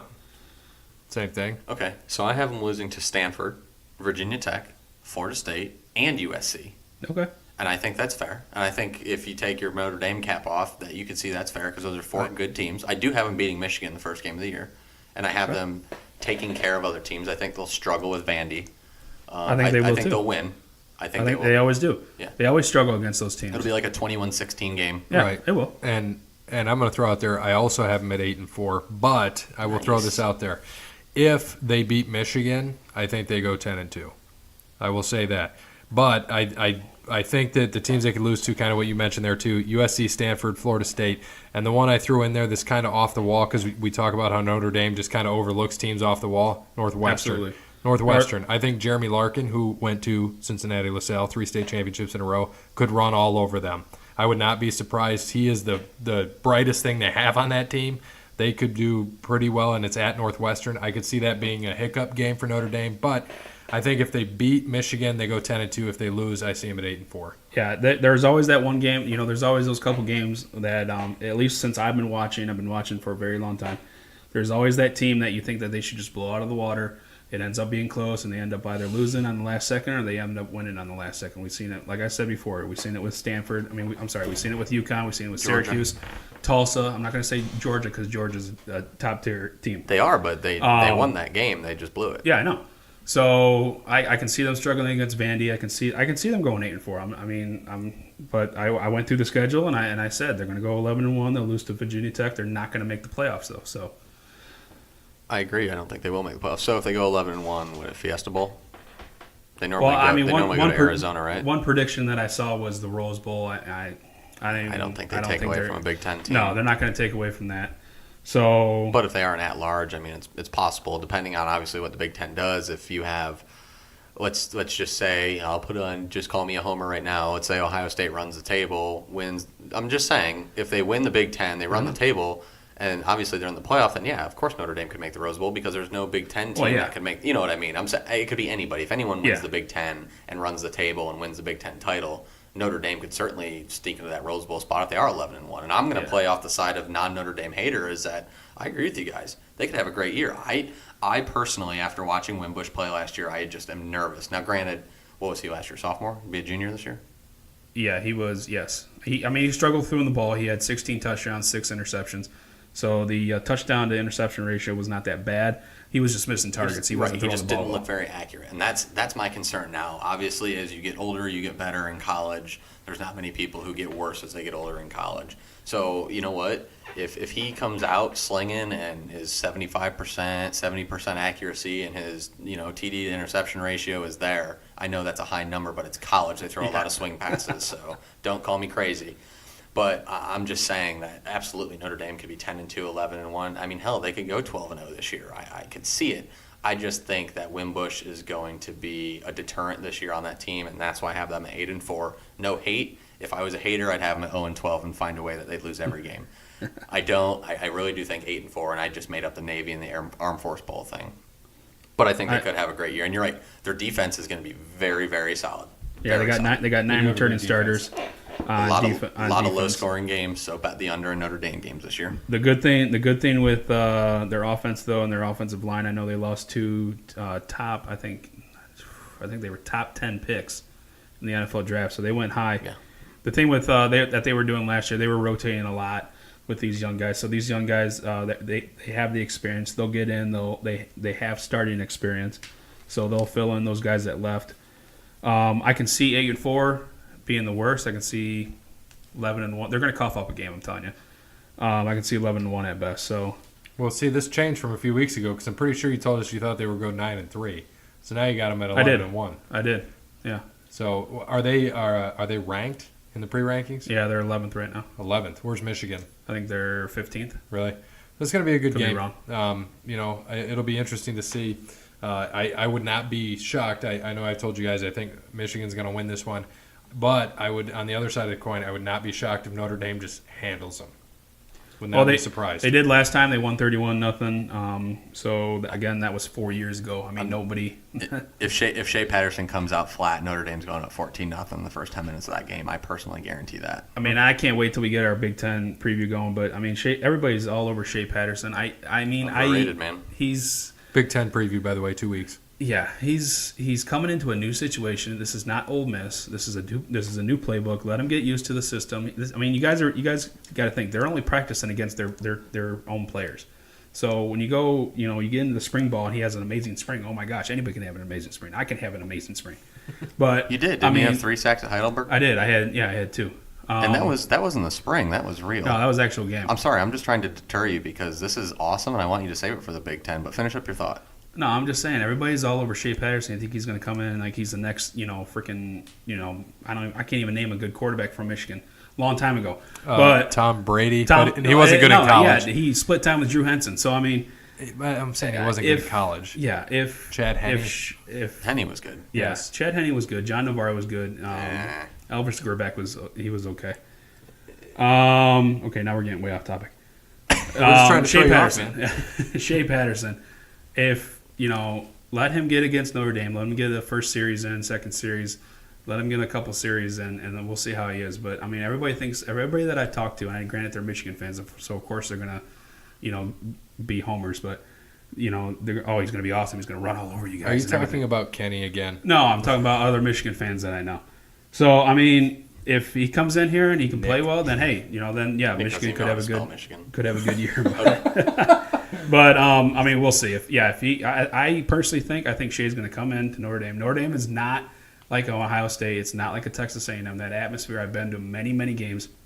Anybody can play under that atmosphere. We saw Jake Fromm do it last year. Freshman starting quarterback going in and playing against Notre Dame. So So how many, that I just want to know atmosphere- how many is many, many games. Oh, I don't know. I think I've been to like 15 games. Oh, really? Yeah. So going again to September 8th. Who do they play? Ball State. Yeah, go to the easy win one. Yeah. Okay, hold on, wait. Go to the game that you can actually get tickets to. Yeah. Whenever your thoughts done, are you done? I'm off topic. Shea Patterson's going to come out flat. He's not going to get. Well, I he's got not two gonna play questions for you. That's why I'm asking. Okay, so you're done. So this is what I want. I got two quick questions for you, and then we can move on to the NFL. Well, I got a question for both of you guys too. But you can Okay. go Okay, first. that's fine. So my two questions, since you brought up Shea Patterson, and like I said, we're going to do our Big Ten preview in 2 weeks. So it's going to be quick. Thing number one, since he's a freshman coming in, no, he's not a freshman. Is he a No, freshman? he's a not sophomore. freshman. He's a sophomore. Yeah, sorry. Coming into Notre Dame for the first time, under the lights, Saturday night. Defense going to blitz him all night, right? Well, yeah, They're they going to play. beat him up. They are. They're gonna attack him. They play that 4-2-5. 4-2-5 defense. So they're gonna bring So the they're going to pressure. force him to throw. Yeah, they're gonna bring the pressure. They're gonna. Odd safety They're- blitzes, odd corner blitzes at random times, sort of thing. Yeah, or they're does gonna he have. do They're that? gonna have to put some spies on him. They're gonna have to contain him because this guy is mobile. He can run. So they're gonna have to. That rover position. I think this year it's going to be Asmir Bly, I think, is taking over that position. So against Drew Tranquil, who had that position last year. So he moved to linebacker. So Okay. yeah, they're going to have to. They're going to blitz him. They're going to have to contain him. They're going to have to keep him in the pocket, let him throw. Okay. So, Question number two. Obviously, in 2 weeks, we will have our picks for the first week, so I don't want to hear a score from you. I don't want that. What is Shea Patterson's stat line going to be week one against Notre Dame? ooh. Doesn't have to be in depth. I just want a little stat line. I think he does throw 2 touchdowns. I think he throws 3 interceptions. And I think they're going to force him to throw. He's going to have a high attempt number. I think he goes for maybe 248 yards. Okay. I was going to say 215, 1 touchdown, 3 interceptions, 58 yards on the ground with a touchdown. Yeah, I think he's going to rush for 1 too. So he's going to throw that. I mean, that kind of gives you a score prediction right there. No, But it doesn't. it doesn't, but I mean a little bit. So yeah, he'll throw for 2 touchdowns. He'll run for a touchdown. He's going to run. Like I said, he's a mobile guy. He's going to get outside the pocket. He's going to run. I had him at 2 touchdowns, 2 picks, throwing for 225, and then rushing for 60 with 1 touchdown. Okay. So All right. we'll see. I think that game, I have him obviously right there with just 21 points. We'll see, man. Like I said to you, I still think Michigan wins, kind of going to shock people, but I would not be surprised at all if Notre Dame just destroys them. Well, yeah, just like Notre Dame. I mean, Michigan. And again, we're going to get more into this in their preview, but Michigan does have a strong defense, especially with Don Brown as their defense coordinator. Yes. So I mean, we'll see. We'll see. And then what was your question for us, sir? So, honest question for you guys both. I want a true, honest answer. Why do you guys hate Notre Dame? Because you like them.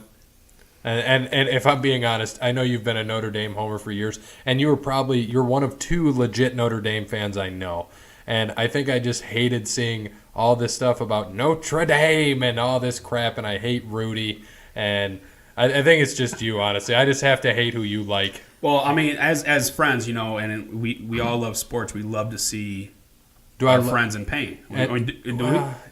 Yes. We don't but- like to see them when they're happy. I mean, but when I Ohio State also- wins a national championship, I absolutely hate you guys. Yeah, sports, and yeah. I love. Yeah, I and when the love- it's Yankees just- were winning, I yeah. couldn't stand it. When Boston won, I couldn't stand it. Yeah, it's So, just, and it's when the anybody's- Penguins won, I couldn't stand it. It's like me and the Red Wings. So, Yeah. I mean, I'm with you. But I do like when I always hope that Ohio State plays Notre Dame in a bowl game just so they can whoop their ass. And I love I am not one to heckle you. I do not heckle you about the bowl. I don't think I've ever talked to you about Ohio State beating Notre Dame. That's just not my jam. Which time? 15 or 03?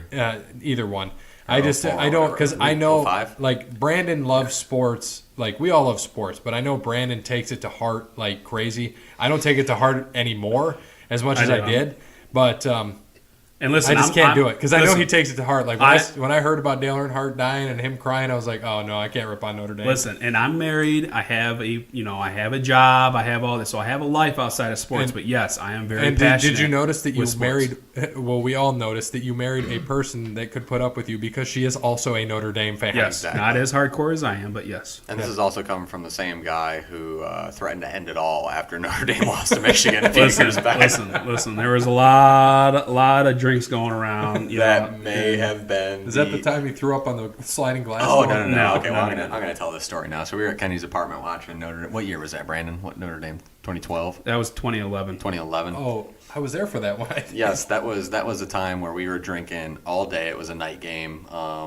Keystones everywhere. I think we made a beer pyramid. I actually know You for a did. fact I know we you made did. We made a beer pyramid. And after Michigan ended up winning, and how did that? Was it a field goal, touchdown? Okay, so let me tell my side of the story as well. I don't care about your side of the story. How did the game end?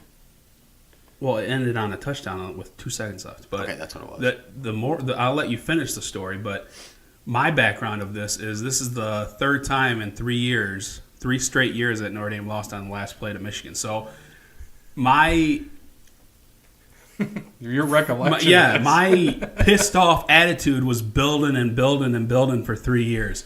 So when this all happened, I was.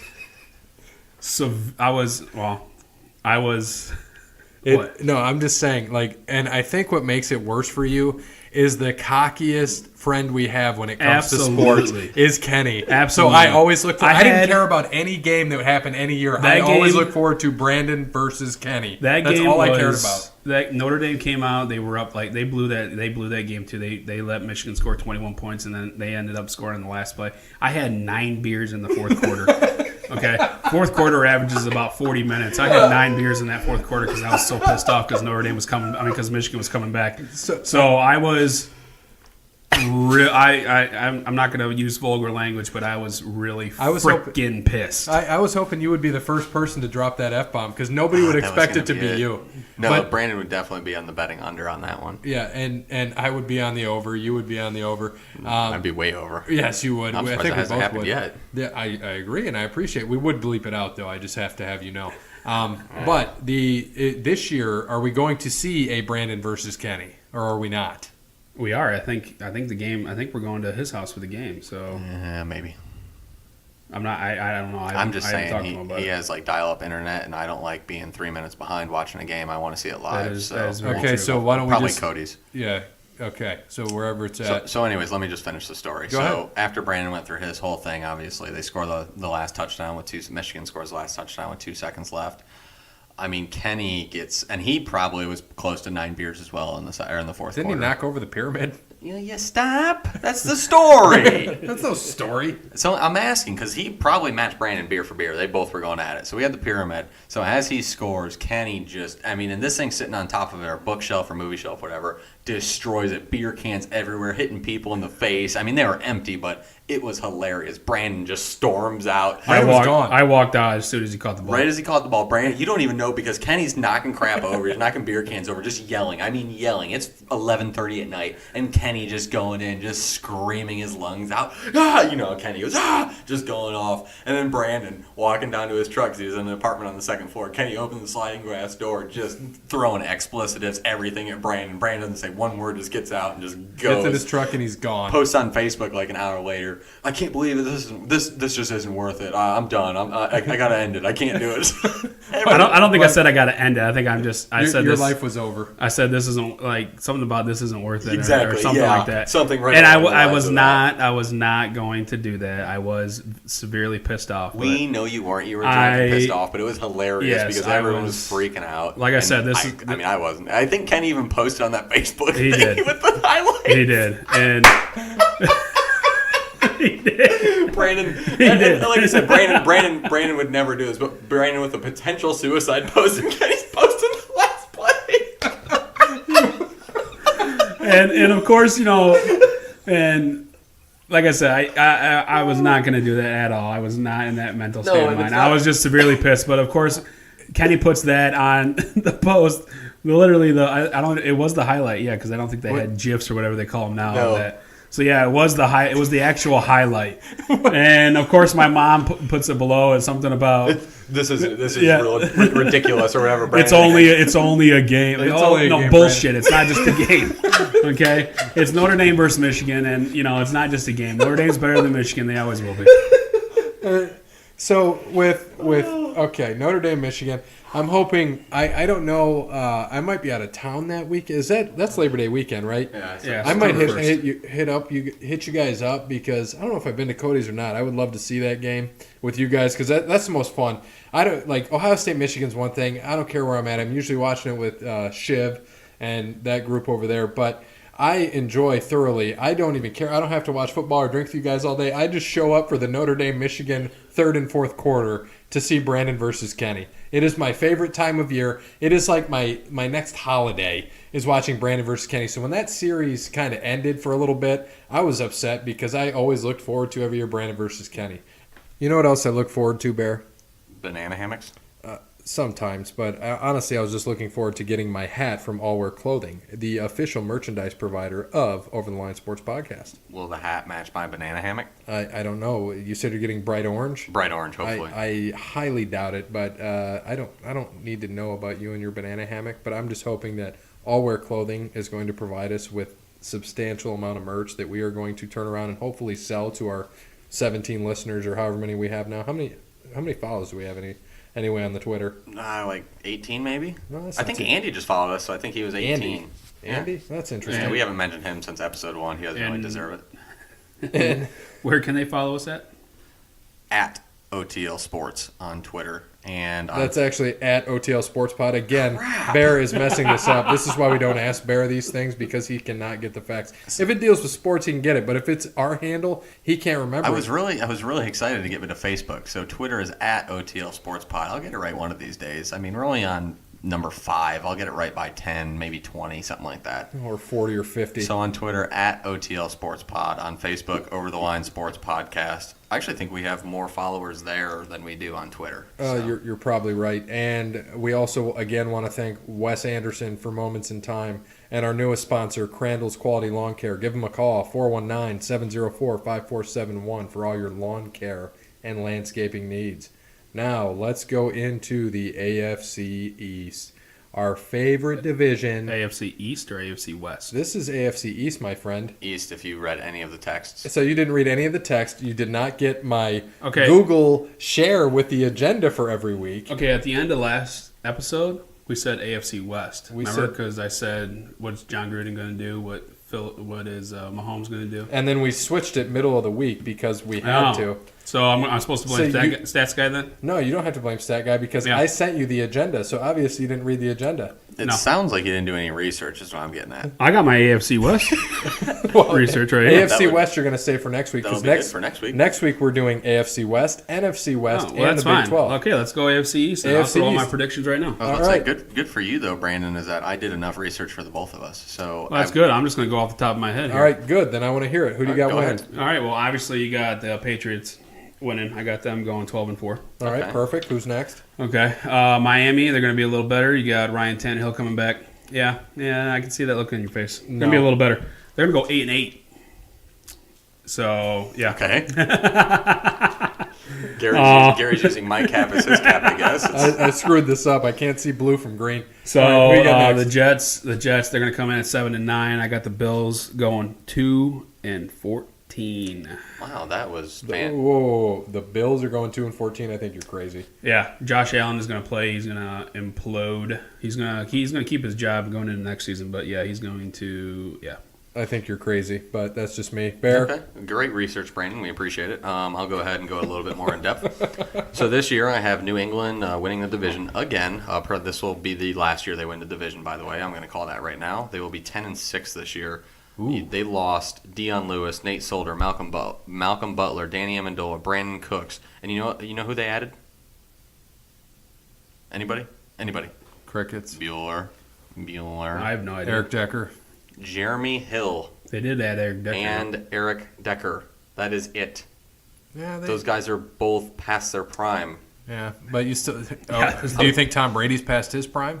At 41 years old? I think that Tom Brady needs a little bit more talent around him. He lost his best offensive line. He's going to get beat up, just like he did last year. He got beat up last year. Yeah, he Granted, did. I agree. He's still great, and they still made the Super Bowl. And he still dropped a pass. But yes, he did drop a pass. But what I'm saying is they lost a lot of good guys. Deion Lewis was huge in their Super Bowl run last year. Danny Amendola, always solid when he's not concussed. Nate Solder, great on the line. Malcolm Butler, huge. Obviously, he had his issues where whatever. I still don't even know what happened in the Super Bowl where he sat out, whether he broke team curfew or whatever they said. And Amendola is out the first 4 games of the year. Okay, great. But he's not playing that's- for New England. That's for Miami, so nobody cares. yeah. Then it's Julian Edelman. Sorry. Yes, Edelman. That is correct. I get them two mixed up. And sorry. also losing Brandon Cooks, which had a decent year last year, could have done better. Right. Whatever. Their defense is not good, and they drafted an offensive tackle and running back in the first round. I think they got a cornerback in the second, but it just something's odd. All the Belichick, the Belichick Brady stuff, the Garoppolo stuff after he left late last year. There's a lot behind it. I think Brady and Belichick are going to be done here very soon. I think they obviously winning the division will make the playoffs this year, but they will not make the Super Bowl. They'll probably get beat in the first round, to be honest with you. Yeah. I think the Patriots dynasty after this year will officially be over. Not sad to see it go. Obviously, there was a lot of they had a hell of a run, that's for sure. But I mean, that is my big, bold, hot prediction of the year. My hot take is that after this year, the Patriots are done. I think Brady retires. I think Belichick leaves. I think the whole organization just is gone. Gronk will probably get traded. They're going to have to go into rebuild, and drafting an offensive tackle is good, but Isaiah Wynn wasn't even – I don't even think he had a first-round rank on him. Belichick is great at finding guys who are not first-round ranks and getting these guys who are actually good. He's a great eye for talent, but I don't think he's that great. And then they got Sony Michel out of Georgia. And granted, he's decent, but he's not filling that Deion Lewis role. No way. Yeah, that dynasty I think is going to be over. I think with Gronk thinking about retirement this past season, I think if Belichick and Tom Brady go, I think he's just going to retire as well. And we all know what Gronk can do, so he'll go off and he'll have fun doing whatever 69. he does. Yeah. So I can definitely see 10-6. I can see them losing, in the first round of the playoffs as well, second round or wherever, if they get that bye. I don't think they will at 10-6, but. Okay. Thanks for using my research. I'm going to go into the next team now. No problem. All right. Thanks, Brandon. I really appreciate it. Go right off of that. By the way, they do not have. I did see this on the NFL Network. They do not have a defensive coordinator. It's basically Bill Belichick. Yeesh. Yeah. Good luck. Yeah. So they have Josh McDaniels and obviously Bill Belichick's the head coach, but they do not have a listed defensive coordinator. So. Not going to be great, and I think the rest of the AFC East isn't going to be very good either. It's probably going to be the worst division in football besides the Patriots this year. I have the Jets going 6-10, Buffalo going 3-13, and Miami going 3-13. I think the Jets, obviously this year, it's all about Sam Darnold. He had a pretty impressive couple drives in the preseason. I think that he's good enough to win a few games now. Their defense got Tremaine Johnson. Their offense won't be great because pretty much they don't have an offense. I don't know who Darnold's going to throw the ball to. Robbie Anderson suspended for the first few games. They did add Isaiah Crowell, and I know they have Bilal Powell there. Pretty good, decent little running back core there. Powell will still have the same role out of the backfield, catching a lot of balls, running maybe 5 to 10 a game, something like that. Crowell will obviously run like 10 to 15 a game. It's just a matter of if the Jets can get anyone. I'm honestly surprised they haven't really looked at Dez. I think that would be decent for them, even though he's not the greatest leader at some times, but he certainly can be. They gave Darnold someone like that to throw the ball to. I think that'd be pretty good. Buffalo, I think that Josh Allen isn't good. I only have them at 3-13 over Miami because they beat Miami twice in the regular season. I think that it's going to be a mess this year. They lost 3 O-linemen. Their top wide receivers are Calvin Benjamin and Zay Jones, also not very good. So they really don't have an offense besides LaShawn McCoy, which who the hell knows what's going on with him. He should be suspended for the whole year if all this domestic violence stuff is true. How the NFL isn't deep into investigating this. Oh, that's right, because he's not Ezekiel Elliott, so I guess they don't care. He doesn't play for the Cowboys. Not Zeke.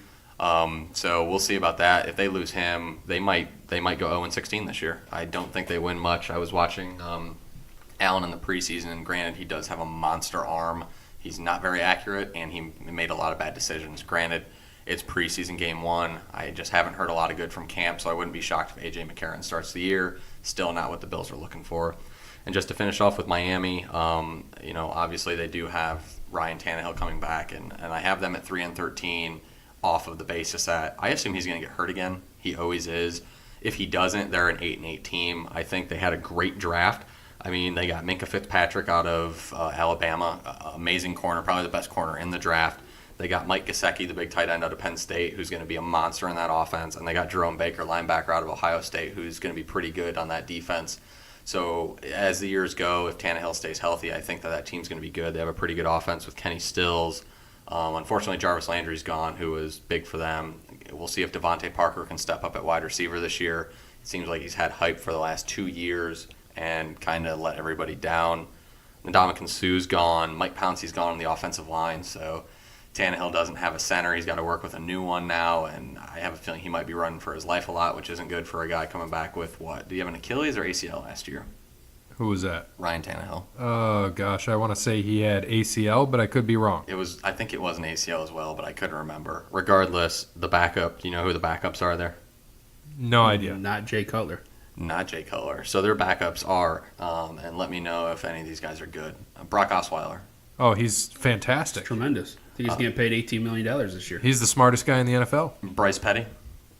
Garbage. And David Fells. I don't even know who that is. Those are their quarterbacks. So if Tannehill gets hurt this year, they got to rely on Brock Osweiler. Could be rough. Good luck. Yeah, I don't see him doing much. I see him staying healthy. I think that's why I got him going 8-8. I do. Just to get into it, I have New England winning, going 12-4. I actually have the Jets at 9-7. I think Darnold, like you said, there's some guys out, but I still Robbie Anderson's out. You said for a while, Bear. I think it's the first 4 games. Okay. I don't know if it was for drugs or for steroids. I wasn't sure which, but yeah, he's out for a few. I'm going to give them 9-7. I have the Bills at 6-10.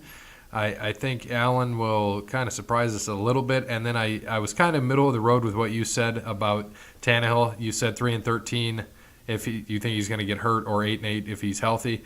I put him at 6-10 because I'm on the fence on what's going to happen to them. So maybe it happens, maybe it doesn't, but give us time and we will wait and see. So AFC East preview, pretty quick, pretty easy. None of us really care about the AFC East. We're sick of seeing New England win. I would love to see.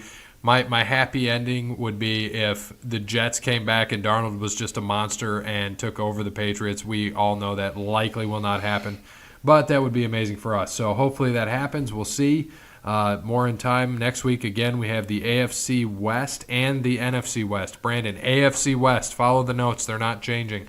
Make sure you get on the Google and check it out. Yes. We changed it, and we mentioned it 14 times this week. I'll wait for your email midweek. Yeah, we changed it and mentioned it 14 times, and I don't know how you pick it up. I even looked at the Stat Guy even knew we were talking about AFC East. Stat Guy. But I am well prepared for AFC West, and like I said, I just looked at Miami's schedule, and I just picked 8 wins. So I think they're going 8-8 this year. So we'll see, and time will tell. So again, we're going to jump off the AFC here and go into some of the things that we have for wrestling. So those of you that are not interested in wrestling, I suggest you turn this podcast off right now. Okay, before you turn the podcast off with the wrestling talk, I just have to correct myself on Robbie Anderson. Stat Guy ended up getting back to me in a surprisingly quick fashion. Told me that Robbie Anderson was going 105 in a 45 earlier this year and got pulled over. No drugs, no anything on that, so I apologize, Robbie Anderson. Didn't mean to drag your name through the mud there. But it sounds like the suspension's possible, but the NFL is still looking into it, and the Jets are still looking into it. The investigation's still on. So he technically has not been suspended yet, but it sounds like he's at least probably getting 2 games would be my guess. So since there was no drugs involved or anything else, can you please tell me why he could potentially get suspended? Well, I mean, he was doing 105 and a 45. That's pretty dangerous, wouldn't you say? Oh, it is, but I heard there's a quote there that Stat Guy sent it, and I'm looking at it right now in the text. I want you to read this to our listeners here. I will not read this. Stat Guy gave me a very explicit Robbie Anderson, what he said to the police officer that pulled him over.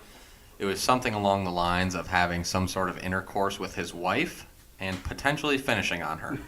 I will not go into any more detail than that. That is, Stat Guy should just be ashamed that he even sent that to me Did right he now. give a specific place that he was going to finish on her? Potentially in her eye. That is awesome.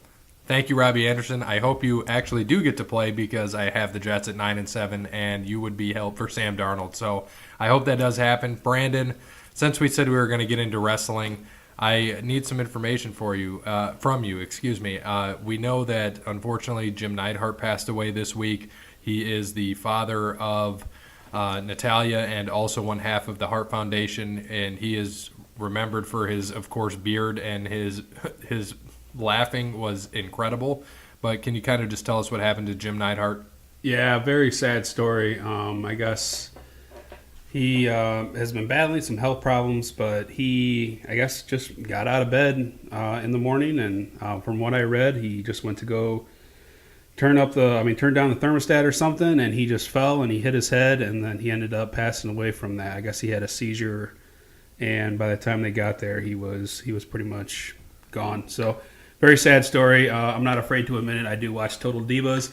And When does that return, by the way? September 18th or 19th on the E Network. So, we did see a couple times where he did appear on that, and we saw he was funny on that. So, he's definitely gonna be missed. Go ahead, Bear. I just know you want to say something. Will this affect Natty's run for presidency? It will have. I'm sure. It Hopefully, will. all the people that listen to episode 4 will listen to episode 5 as well, and they will understand that. And if you haven't listened to episode 4 yet, do it, and then come back around. You'll find this maybe have fun. You might even have a little chuckle on that. Yes, just a tiny one. Yeah. Go listen to All Banana, and you will find out about the presidency run of Natalia. It may affect her. Do you think that one of her cats would run as vice president? Could be. Vice Meower. Like, I think Two Paws or what they call Is it Tupac Shakur? No, Probably. nothing. All right, so back to Crickets. Crickets, yeah, terrible joke. So back to getting serious. Yeah, very sad story out of that. He was a great wrestler. I never watched him. I didn't get into wrestling at the time that he was wrestling. So how do you know he was a great wrestler?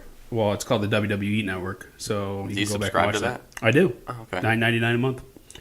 I mean, we're just promoting like so much. Are you I want to check. I want to check for us from Vince McMahon. I expect it to 12 come in cents. the mail. 12 Exactly. Probably yes. We promoted the WWE Network, so we'll see if he sends us some money. Yeah. That's another 12 cents. We're on our way. So WWE Network, back to- 36 total. We're there. Back to what I was saying. Very sad story out of there.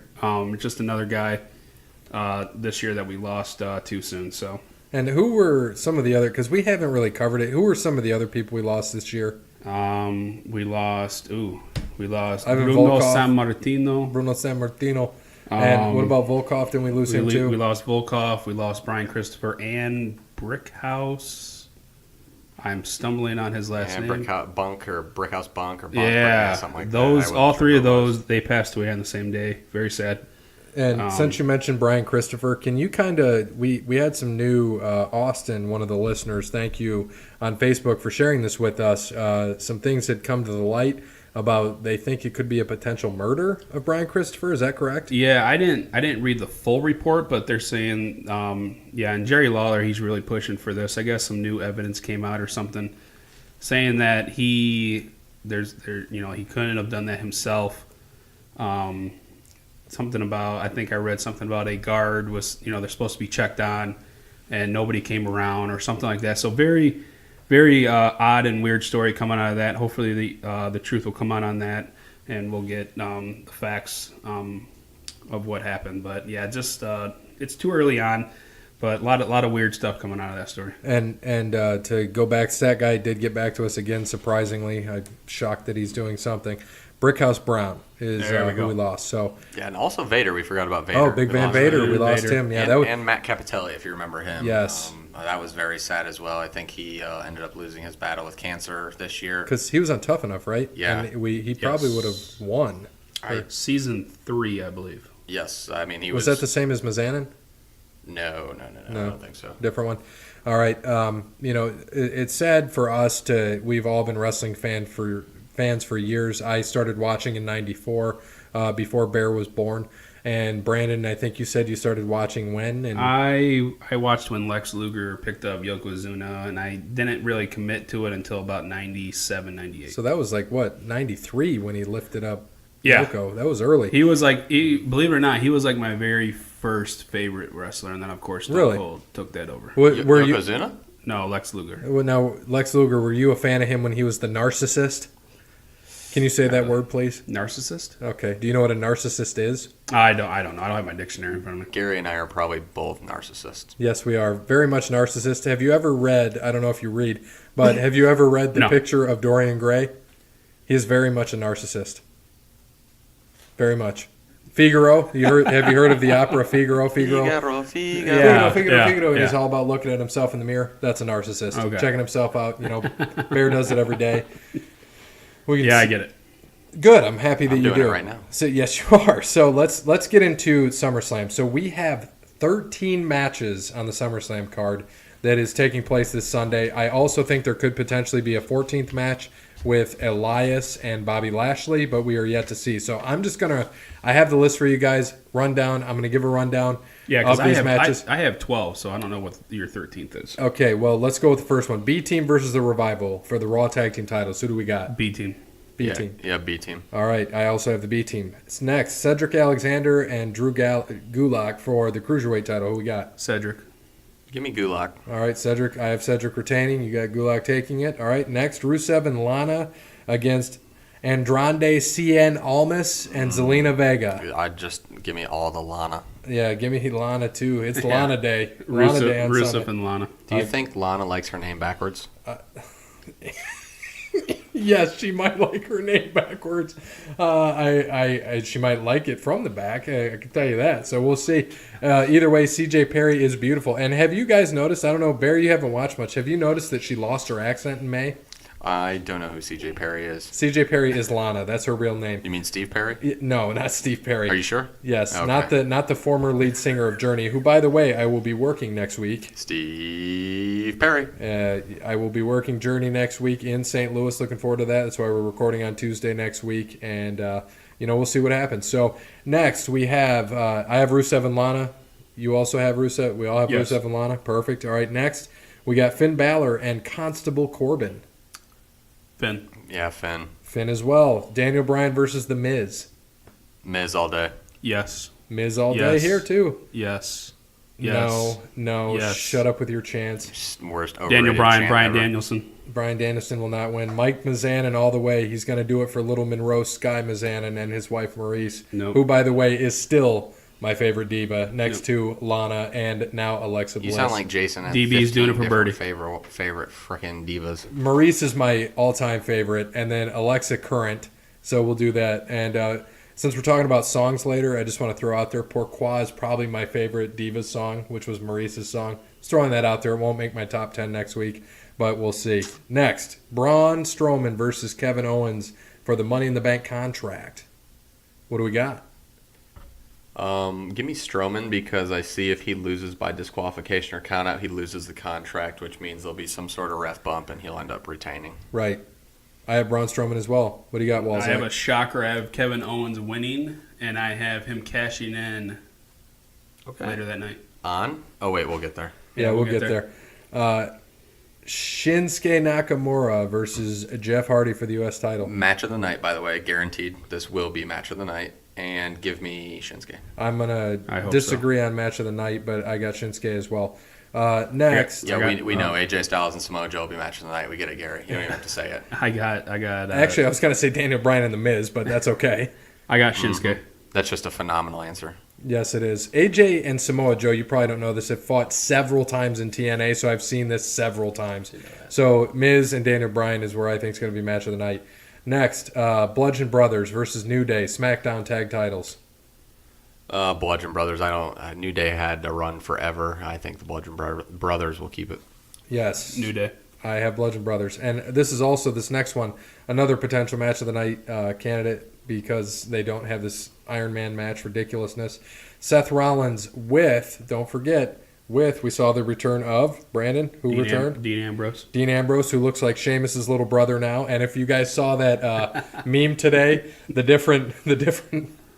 the over time, what Triple H is, the different phases of Triple H over time. Didn't you send that to us? No, I didn't. You didn't send that to I us? saw it though. It's hilarious Yeah, it's because I hilarious. was thinking Evolution, Dolph Ziggler. Yeah, it has Triple H Dolph yesterday. Ziggler with his long straight hair as the first one. The next one was, I don't even know who. Bobby Oh, Roode. it was Bobby Roode, and then the last one was from Dean Ambrose this past Monday night. The progression You're of gonna have to Triple show H. me after the show. I want to see that. I will show you. So Dolph Ziggler, Seth Rollins for the IC title. Who we got? Brandon, go. Well, this is my match of the night, and it's going to be Dolph. Gary. I am taking Seth Rollins. I think he gets it back. Damn it. Oh man, I really. I don't want wanna- Seth, but I think Dolph's going to win. I really don't want to split this. I think after the Iron Man, it's got to be Seth. Yeah, I hope it's Seth. You know, it'll be interesting to see what they do with Dean Ambrose. If he makes a heel turn potentially that night, you could see a stable form. But I also think eventually Drew McIntyre is going to turn on Dolph Ziggler. I think we all agree that Drew McIntyre is going to make it to the main card eventually. He will be there. Next, I have Carmella versus Becky versus Charlotte, SmackDown Women's Title. Brandon, who we got? Carmella's going to find a way to win. I agree, but I really want Charlotte to win. But I'm gonna make my official pick, Carmella. My official pick is also Carmella. Brandon, has a match come up yet that you've missed? No, Really? Are you counting down your list? oh, apparently I can't count. I do have 13. Never mind. All right, wonderful. So I thought I had. Connor Reed. I thought I had 12. I saw 12 yesterday, so I don't know. I must have just missed one. All right. Appreciate it. appreciate it. Thank you. Next, okay, let's say hypothetically Elias and Bobby Lashley do have a match. Who do we got? If it happens. Oh, Bobby Lashley all Lashley. day. Bobby Lashley. And I think eventually Elias is going to be one of those guys that comes out. He's only like 30 years old. I think he will get there eventually, but I would love to see that feud. Just to go off topic a little bit, Yeah. kind of, I would love, because I saw something about Jeff Jarrett saying that he could come back, that he's in the greatest shape he's been in like 10, 15 years. I would love to see him fight Elias. I don't know. That would be good with the guitars. I think it would be. I amazing. think it would be like That's a a good guitar thought. match. Like, who can hit somebody over guitar, first or something. I don't know. Okay. Sorry about that. I'm just over here drinking. Next, Ronda Rousey versus Alexa for the Raw Women's Title. Bear, I'm going to make you go first. Everything points to Rousey winning, and that's why I'm going to pick Alexa. I have Little Miss Bliss, but I think they're going to find a way. I think either Charlotte or Ronda is going to win the Royal Rumble, and I think either one of those other ones is going to be the champion, and they're going to fight at WrestleMania. So Charlotte and Ronda are going to fight at WrestleMania. Yeah, I've had that since day one. We've all said that. We all think. Well, I it's know. the I main think, event, but I'm telling you, I think one of them's going to win the Royal Rumble, and one of them's already going to be champion. I think, and then they're going to fight. I think we all agree that Brock and Roman's probably going to be the main event. Unfortunately, I would love to see Ronda and Alexa be the main in SummerSlam because it would kind of throw things off early. I think I agree with you guys that Ronda. All signs are pointing to Ronda getting the title on her. She's been such a huge draw. I think they get it on her now. They've been swervy here lately, so They have been swerving it. I agree. And now that Natty's gone, I think maybe Natty makes just kind of shocks us all and shows up. I doubt it. I mean, Her dad just died. I doubt it. You never know. I think it could shock people, and that's the whole thing. It would shock people if she showed up. We don't know. I don't know the funeral arrangements, but Speaking of this isn't, like I said, now that I just thought about this as we were talking about everything, it's not funny, but today at work, the cleaning ladies were in, and one of the cleaning ladies always talks about Total Divas, and she said something about how whoever died, and I said, yeah, Jim Anvil Neidhart. She goes, yeah, him. And the other cleaning lady comes in, she goes, and must have been talking. She brought it out to the other ones, and she comes in talking, and they're just yapping. She goes, yeah, it was the older one. It was Brett. He died. And instead of me correcting, I just let it go. yeah. Well, you should have corrected. Nah. Should have just said, "You stupid idiot." No, I didn't. I didn't want to because that would have. It's 6:45 in the morning, and I haven't even had a cup of coffee yet. So the last thing I want to do is listen to anybody talk at all. Speaking of which, how do you drink your coffee? 2 cream, 2 sugar. Brandon? And the Italian sweet cream too. Oh, delicious. beautiful. My favorite. It is amazing. That is good. Yeah, that's good. My Brandon, favorite. what about you? Pumpkin spice Oh, you are a basic white girl. No. Yes, you are. No, Yes, you are. I love No, fall. I hate absolutely. being hot. all I of the- hate being hot. all- So The you summer, do you hate being in the garage here? I Because it's do. like I'm 1,000 sweating degrees? bullets. Okay, hold on a second. All of the basic white girls listening, so I maybe don't like care. all two of them, I want to know, is Brandon a basic white girl? Please, on our Twitter, at OTL Sports Pod, or on our Facebook, Over the Line Sports And Podcast. Or that just, mean- or that just means- comment on Bean Pod or Podbean. Bean Pod. Bean Pod. We're sorry, Podbean. We'll throw out a tag to you. See, this is hopefully, why on the this is Twitter. why me and Bear do not do our advertisements or do anything like that because we both screw it up. Well, that's why you just let me do it. So Exactly. we're good there, and hopefully we'll see what happens. Pumpkin spice. I think that's what we're going to call you on the show. I now. don't care. Pumpkin spice is delicious. It reminds me of fall, and I love Do fall. you wear your Tom Brady Uggs when you drink your pumpkin spice? No, Yes, but he I does. should. Yes, you should. So from now on, pumpkin spice. That's what you're going to be. I don't care. You can probably name that the title of this show today. All right, but we might. We might. I don't know. We got to think about that yet. So next match, AJ Styles and Samoa Joe. What do we have? Bear, give me something. I think Samoa Joe is going to finally take the title off AJ. I think it's going to happen. It's going to be probably one of two title changes all night, or maybe three. That'll be about it. Yeah, we both have Seth taking a title. We have, I think that was really it, Seth. And you had Drew taking the cruiserweight, so we'll see. Here I have AJ winning, but if I'm indifferent here, honestly. I think Joe could take it, but if AJ doesn't lose it here, I think he carries it to Mania. I really do. Yeah, I don't see him losing Survivor Series. I mean, because No. after this has to be the end of their feud, right? Or are they going to keep going? They might keep going, but what I think is going to happen is if he wins or he somehow gets it back at like Royal Rumble, he then carries it to WrestleMania and he's probably going to fight Daniel Bryan or The Miz. I would personally like to see it be The Miz, and I would not mind seeing him drop it to The Miz. I think The Miz, we saw him at WrestleMania 27 when he fought Cena and kind of had, in my opinion, his glory taken away from The Rock, showing up to start that feud with The Rock and Cena. I want Miz to get the title and let him carry the title. Like, that's all I want to see. Brandon, what do you got? I have AJ winning. I can see them also carrying this. I don't think they're going to carry it that long, but I can see them also be fighting at WrestleMania. But yeah, I got AJ. And our least favorite match of the night, Brock Lesnar. And before I ask you guys for your picks, you guys probably didn't see this. I'm going to get into it. Brock Lesnar versus Roman Reigns. Today, they announced that Brock is likely having a meeting with the head honchos, Vince, probably Triple H and Stephanie, at about 4 o'clock the day of SummerSlam. Kayfabe, bro. Kayfabe. No, not a chance. That's legit because his contract is nothing. So he has made it clear he wants to do both. So depending on what Vince says, I think Vince is going to okay that because Vince wants him for a draw. Yeah. Dana wants him for a draw, so he's going to okay it. We know that's going to happen. Who do you think wins this? I think that everybody and their mother is going to pick Roman because I think Brock's leaving. I'm going to pick Brock. I think he's going to hold the title and he's going to not do anything on Raw for the next 4 weeks or 8 weeks or whatever, just like normal, in my opinion. So, Brandon? I have Brock winning, and like I said, KO, Kevin Owens cashes in at the night, then Brock, takes his leave. I was going to say Roman because of what happened this past week. There's so many things that made me point towards Roman. So, Bear, I don't think you watched Raw. So Paul Heyman comes out, does this pleading with Roman. Basically, you think he's going to go with him, and then he pepper sprays him in the eye. Brock comes out, beats the crap out of him. I'm like, great, here it comes again. Super Roman might come back because this will be, I think, the 5th time they fight, and this time he gets the win. Potentially. If he does get the win, I want Braun, Kevin Owens, I don't care, cash in, get the title off Roman, I'll be the happiest man alive. But I still wouldn't mind seeing, I don't think they do it now because he pepper sprayed him unless they play it off. I would love to see Paul Heyman flip and have Roman be that. You saw it, you didn't see it, but did you see the cheer? I think they tested it. The cheers that he got for Heyman being, him being a Paul Heyman guy. Yeah, and we kind of saw this back in 2002 around Survivor Series when Heyman turned on Brock. For a Big Show, right? Yeah, to go to the Big I've said Show. that 100 times already on this podcast. I don't care. I'm saying it now. Yeah, it doesn't matter. I said it So 100 times then, and I wouldn't be surprised if that happened either. Honestly, I wouldn't. It would be pretty cool. You like to see heel turns like that because he's been Brock's manager forever.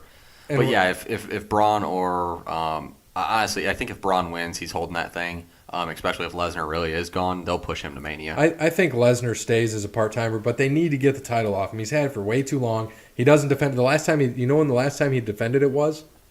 Mania? April. Yeah. Yeah, I think it was the pay-per-view after Mania, though. Yeah, it was the greatest Royal Rumble. Yeah, and it's just terrible. Like, you cannot, and Roman, to his credit, gave a good point that, fans, and there will be more credit to the title if the guys show up to house shows on Friday, Saturday, Sunday, if you put the Universal title on somebody else besides Brock. I agree. I understand Brock's a huge draw. Use him in something else. Get the title off him. He doesn't need the title to be a huge draw. We all know that. Yep. So, good SummerSlam. We're gonna review it next week after we see what happens. Should be a good pay-per-view, I hope. But now to the spot of the night that I've been waiting for. Unless you've got something to say, Bear. I just wanted to say I have a fantasy football draft Sunday night, so I'm going to be kind of distracted. Yeah, is that the one from the Twitter? Yeah. Where you threw money in? The online one. Yeah. This is what I've been looking forward to, though. The Jason debate this week. Bear, can you just kind of tell us what he had thrown out for us this week? So once again, Jason, thank you for your email, giving us all of the great feedback that you do every single week, even though I totally criticize you every single time you do, but I've been doing that for the last 3.5 years, so nothing's going to change. Your question this week, even though last week was a good one and got Brandon and Gary fired up at myself, this one I think is going to be awesome. There's no firing up here. This is just hypothetical stuff that's going to be hilarious. I don't think anyone can get mad about this. But Jason asked what gimmick of wrestler we would be in real life. So anyone's gimmick out there ever, of all time, who we are most like in real life. And we have to do a we have to figure out ourselves A who it is. self-portrait, essentially. Yeah, I didn't know what to say there. So yeah, self-portrait of who we are, which is harder. We took it up a notch and decided that we are going to also rate each other. Right. And I think that's what makes it even more fun, because just doing yourself it's tough. Like it's hard. Sometimes it's you tough want to do see yourself yourself. as this, and I'm gonna start off because I know you guys are gonna roll your eyes right now. All I could think about. Wait, is this for you? Yeah, Or- no, I'm starting off with You're myself. starting off, so we're because going to do self I want to do first? self first. And I was hoping to do that last, but I'm good with this. Go no, ahead. I like this because I want to see what everyone else says about them. So myself first, I wanted really bad. Like you said, you look at yourself in a much higher light than other people Please do. don't say it's Austin 316 because you're wearing that shirt. I am wearing the Austin 316, but it's not, because I'm not bald. I don't drink beer as much as he does, and I am not as big as badass as him. I wanted so bad to pick Ric Flair. I did. I talk a lot. I'm cocky. I drink a lot. And you would be good on the mic, I honestly. womanize a lot. You Not do. not now. Used to. You bought a limo once. I've done that. You sold it on Craigslist. I've ridden in a lot of limos, and I've spilled a lot of liquor in bars across this country. I personally guarantee that. The only thing I don't have are the Crocs. They don't quite hold me down. And you kind of that's what do I get need. more action on accident than a lot of men do on purpose. That's my point. I used to, not anymore. So, Oh, sorry about that. I wanted to pick him, and I couldn't. And I went off topic, and you guys, like I said, you're going to be like, what are you talking about? Jerry Lawler is who I picked for myself because, and both of you do this, because Jerry Lawler, one, is like, always been a mid-card guy, but He did have a heart attack once. I haven't had a heart attack yet, but I'm sure it's coming before I'm 30. Just don't do it on the show like he did. No, I wouldn't do that. But talker, he liked the women. He loved puppies. I love puppies. I love all puppies. I mean, I like Big that. puppies, small puppies, Asian puppies. We both have nice chest hair. I think I can put that in. And like I said, he wasn't like a top guy. And I think if I was a wrestler and I had to look at it that way, I wouldn't be a top guy. I would have been a guy who was in it for a while and definitely would have been an announcer at some point. That's why I picked Jerry Lawler for myself. I can kind of see that. I could see you maybe running for some type of political office someday. Yeah, mayor and lose for sure, easily. I honestly would have, I thought you were going to say, like, watch out, there's a hurricane coming through. That's what I thought you were going to say to me, but I could see Jerry Lawler. Stand back. Stand back. I can see Yeah, Jerry Gregory Lawler. Helms is still wrestling. Right, and I can see it. I did not And that's expect it. Not off of looks, nothing like that. Just No. personality. And if I was, I looked at it. If I was a wrestler, I felt like that would be. So not off of looks, are you saying you're pretty? Because he's definitely not. I mean, he used to be a good-looking man back in the day. He's Oh still yeah, not a bad-looking man. back in the day Yeah, when he was doing the whole thing with Andy Kaufman, that fun stuff. Oh, That was yeah. good, by the way. No, Jerry Lawler has always been known, and I feel like myself, known out there. I'm not the top guy, but people know my name. So that's kind of where I'm at. I like it. And with the puppies, what do you got, Brandon? What do you think about his pick of Jerry Lawler? Puppies. Totally off the wall. I never would expect it, but I mean, you explained it well. I mean, I can see it. Yeah, I like it. Brandon, I want you to do your self-portrait. I'm looking forward to your self-portrait. And if you say Stone Cold, you can just No. walk out of here right now. I wish that would be awesome. Who do you got? I don't know. Gary, you go first. I don't. Okay, I don't- so You didn't write it down? I had a very hard time. I was too much involved in I- our song, so I had a hard time picking this. But I got your guys', so don't worry. I don't. This may or may not shock you. Let me give my reasoning. So Erwin R. Shyster is who I have because I answer to a money guy. I have my whole life. The guy who's been in finance. Jim, who owned the pizza shop. Bill, now currently, which would be Ted DiBiase, the equivalent. I'm all about finance. I'm all about business. I'm all about dressing for success. I talk and act like an asshole a lot, kind of like Erwin R. Shyster did. Yeah. We both also have a child who is super talented and intelligent, but we're both kind of infatuated with crazy women. Bray with Sister Abigail and Grayson with my ex-wife. So that's kind of the problem I run into. And that's why I went with Erwin R. Shyster. like it. I like it. I think that's pretty good. I was hoping you IRS. picked more of a bald person, but I appreciate it. Well, I couldn't think of anybody. I was like, Stone Cold, no, definitely not. I don't chug beer. I don't do this. I'm not that.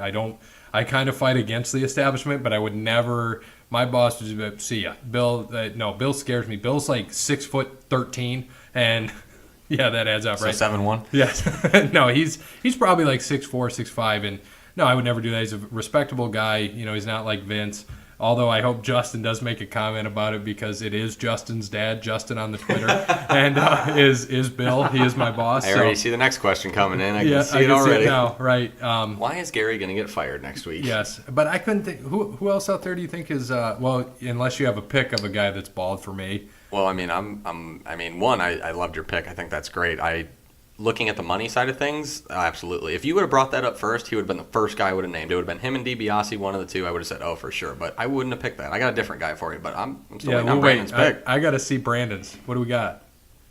Do you still not know? Is it Tugboat? No, it's not tugboat. It's the big slow.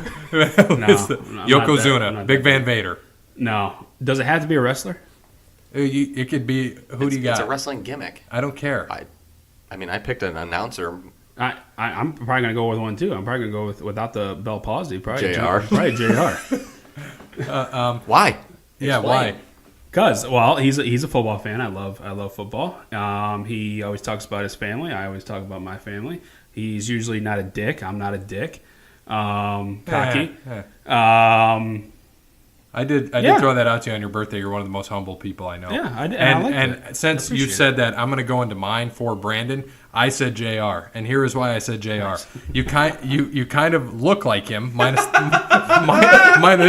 this is quoting. Thank you. You kind of look. Appreciate it. You kind of look like him. Minus the Bell's palsy. I put that in my notes.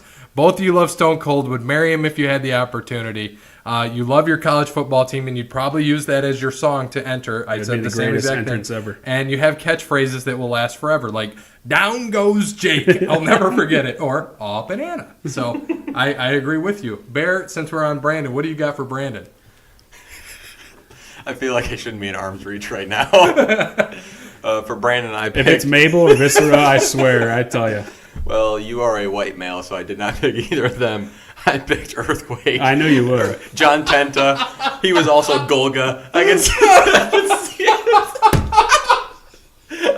I had to. I never saw tugboat. Earthquake wrestle. So Don't take it the wrong way. He was actually a pretty good wrestler. I He could see in one of those. I just want to say his finishing move was he sat on people. See, I might be big, but hey, man, I can still move. Okay? I know. I can that's move. What, that's But what you I'm haven't saying, you haven't moved since the Bush 2 Yeah, I administration. haven't ran since Bush too, but John Tenta I mean- didn't run much either, but he kind of lost his hair too, so there's a little bit missing there. And he If you kinda could- has a patch. If you grow out a rat tail in the back, I think you'd have it. I could see you wearing his one piece that had a big ass shark when he had that on there because he was something else though. Yeah, they were the natural disasters. Yeah, him that's and right. Tugboat. Yeah, him and Tugboat. I could see. I love. So it's nothing against that, except for the Golga thing. That is definitely a making fun of you. But I You remember do. Golga and the No. oddities? I love Yes. Or the big brown mask. Yes. I do love though that we had the same thing for JR because I mean to me you are JR. You would be great announcing wrestling, you know the guys, all the things with family. We can either go on to Bear or me. What do you guys want to do? Well, I want Brandon to give Gary's before I do. Okay. Brandon, what do you got for me?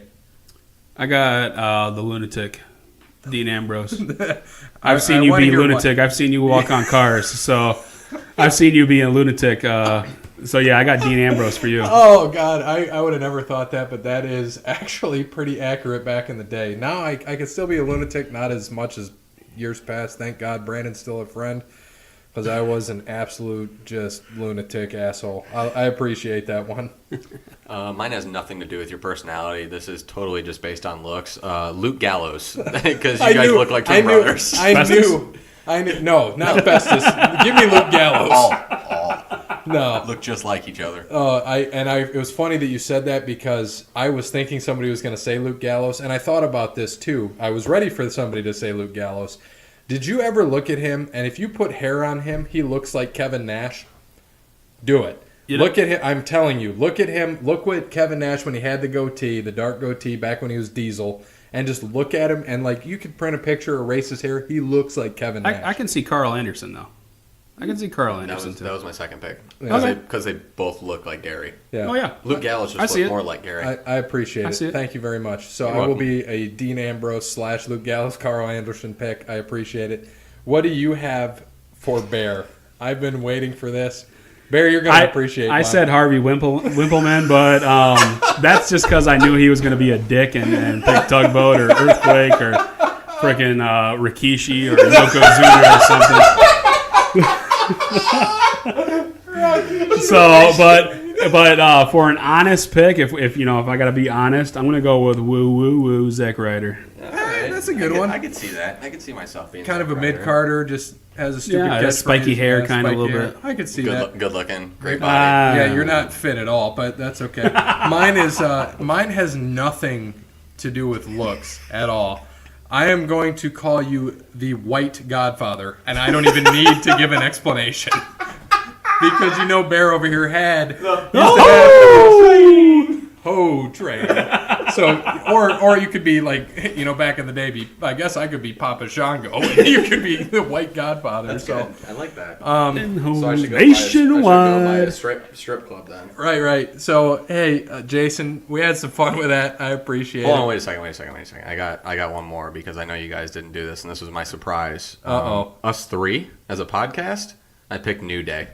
Brandon's Big E, I'm Kofi, and you're Xavier. I'm fine with that. I like it. We are the White New Day. We got, And I say that because we're really annoying, but after a while, people are gonna start to like us. yeah. And do you see me just finding some bland white chick and making basically a porn movie with her? Yeah, and I figure that Brandon probably eats a lot of bootios. So. Yeah, he probably does eat bootios, or now it's pancakes. Yeah, pancakes. Pancake power, Mm. baby. Oh, that's right. Oh, It yeah. is pancakes now, isn't it? Banana pancakes. No. Okay. Oh, banana. So pancakes. Jason, I don't know Wouldn't be that Jason. I don't know Jason, but I kind of want to do one for Jason. Ah, yes. And I didn't. I this is- don't know Jason. I don't know at all, so- Jason either. So for us, it's Hold on. Can you show us a picture too, just real fast? Find a I picture. don't have a picture of Matt He's not on Stryker. Facebook. He's or not on anything. Facebook? I like that. Matt Stryker. Do it. I'm just saying, based off of his emails that he sends, I want you guys to go for I'm that. going Matt Stryker. Because I want to think of a good one. So you're going Matt Stryker. Why are you going Matt Stryker? I mean, this is basically off just reading his notes. I mean, Matt Stryker, his whole persona was a teacher and everything. So, which he actually is. He actually is a teacher. I think he's teaching right now. Yeah. I mean, I'm going Matt Stryker. You know what? I've got two people here, and they're completely opposite. I look at him. I don't know what he looks like, and I know we say the whole sweatpants and Cheetos. Yeah, dust. I have no idea what he looks like. I think of commentating, and I think he wants to be like a good wrestler. So I'm going to give him Taz in one aspect, and I could be completely wrong because Taz, did some announcing, did some wrestling there, could come out as a badass sometimes. But my other one, I'm saying because I'm like, I could just see him doing this for us as if we were the New Day, is Mean. By God, Gene Okerlund. I could see him being Mean Gene Okerlund. So, we'll see. I don't know Jason. I appreciate his notes and feedback and everything he's given to us. So, again, keep it coming. I appreciate you. So, we will see what Bear has to say here. I'm kind of intrigued by this. Bear, can you give us what you got, man? I'm interested to hear this. All right. So after thinking about this while you guys went, since you don't know Jason, obviously like I do, and had to work with him for 3 years, this guy who I'm going to pick is way too cool to be Jason. I just know that he loves this guy and loved the stories on the podcast when we first started listening. So it's going to be the American Dream, Dusty Rhodes, baby. I'm going to pick Dusty Rhodes for Jason. I haven't heard him speak. Does he have a lisp? That's hard times. No, that's Dusty Rhodes. Yeah, I know. I'm asking you, does Jason have one? No, he doesn't have a lisp, but he likes when Dusty Rhodes is impersonated by Bruce, so that's why I'm going to pick him. And Jason's a little bit larger, so, that's another reason why I picked him. Does he kind of come off as homosexual? No. That was... That's kind of how Dusty came off. No, he No. didn't. He always had American Dream was valets. awesome. He had Sapphire with him I all know the he time. did, but that could be a cover-up. My brother had to try to say things, and he had women around him all the time. That's all a cover-up. I don't care. I could just see Jason wearing a big polka dot onesie. I think he'd enjoy that way too much.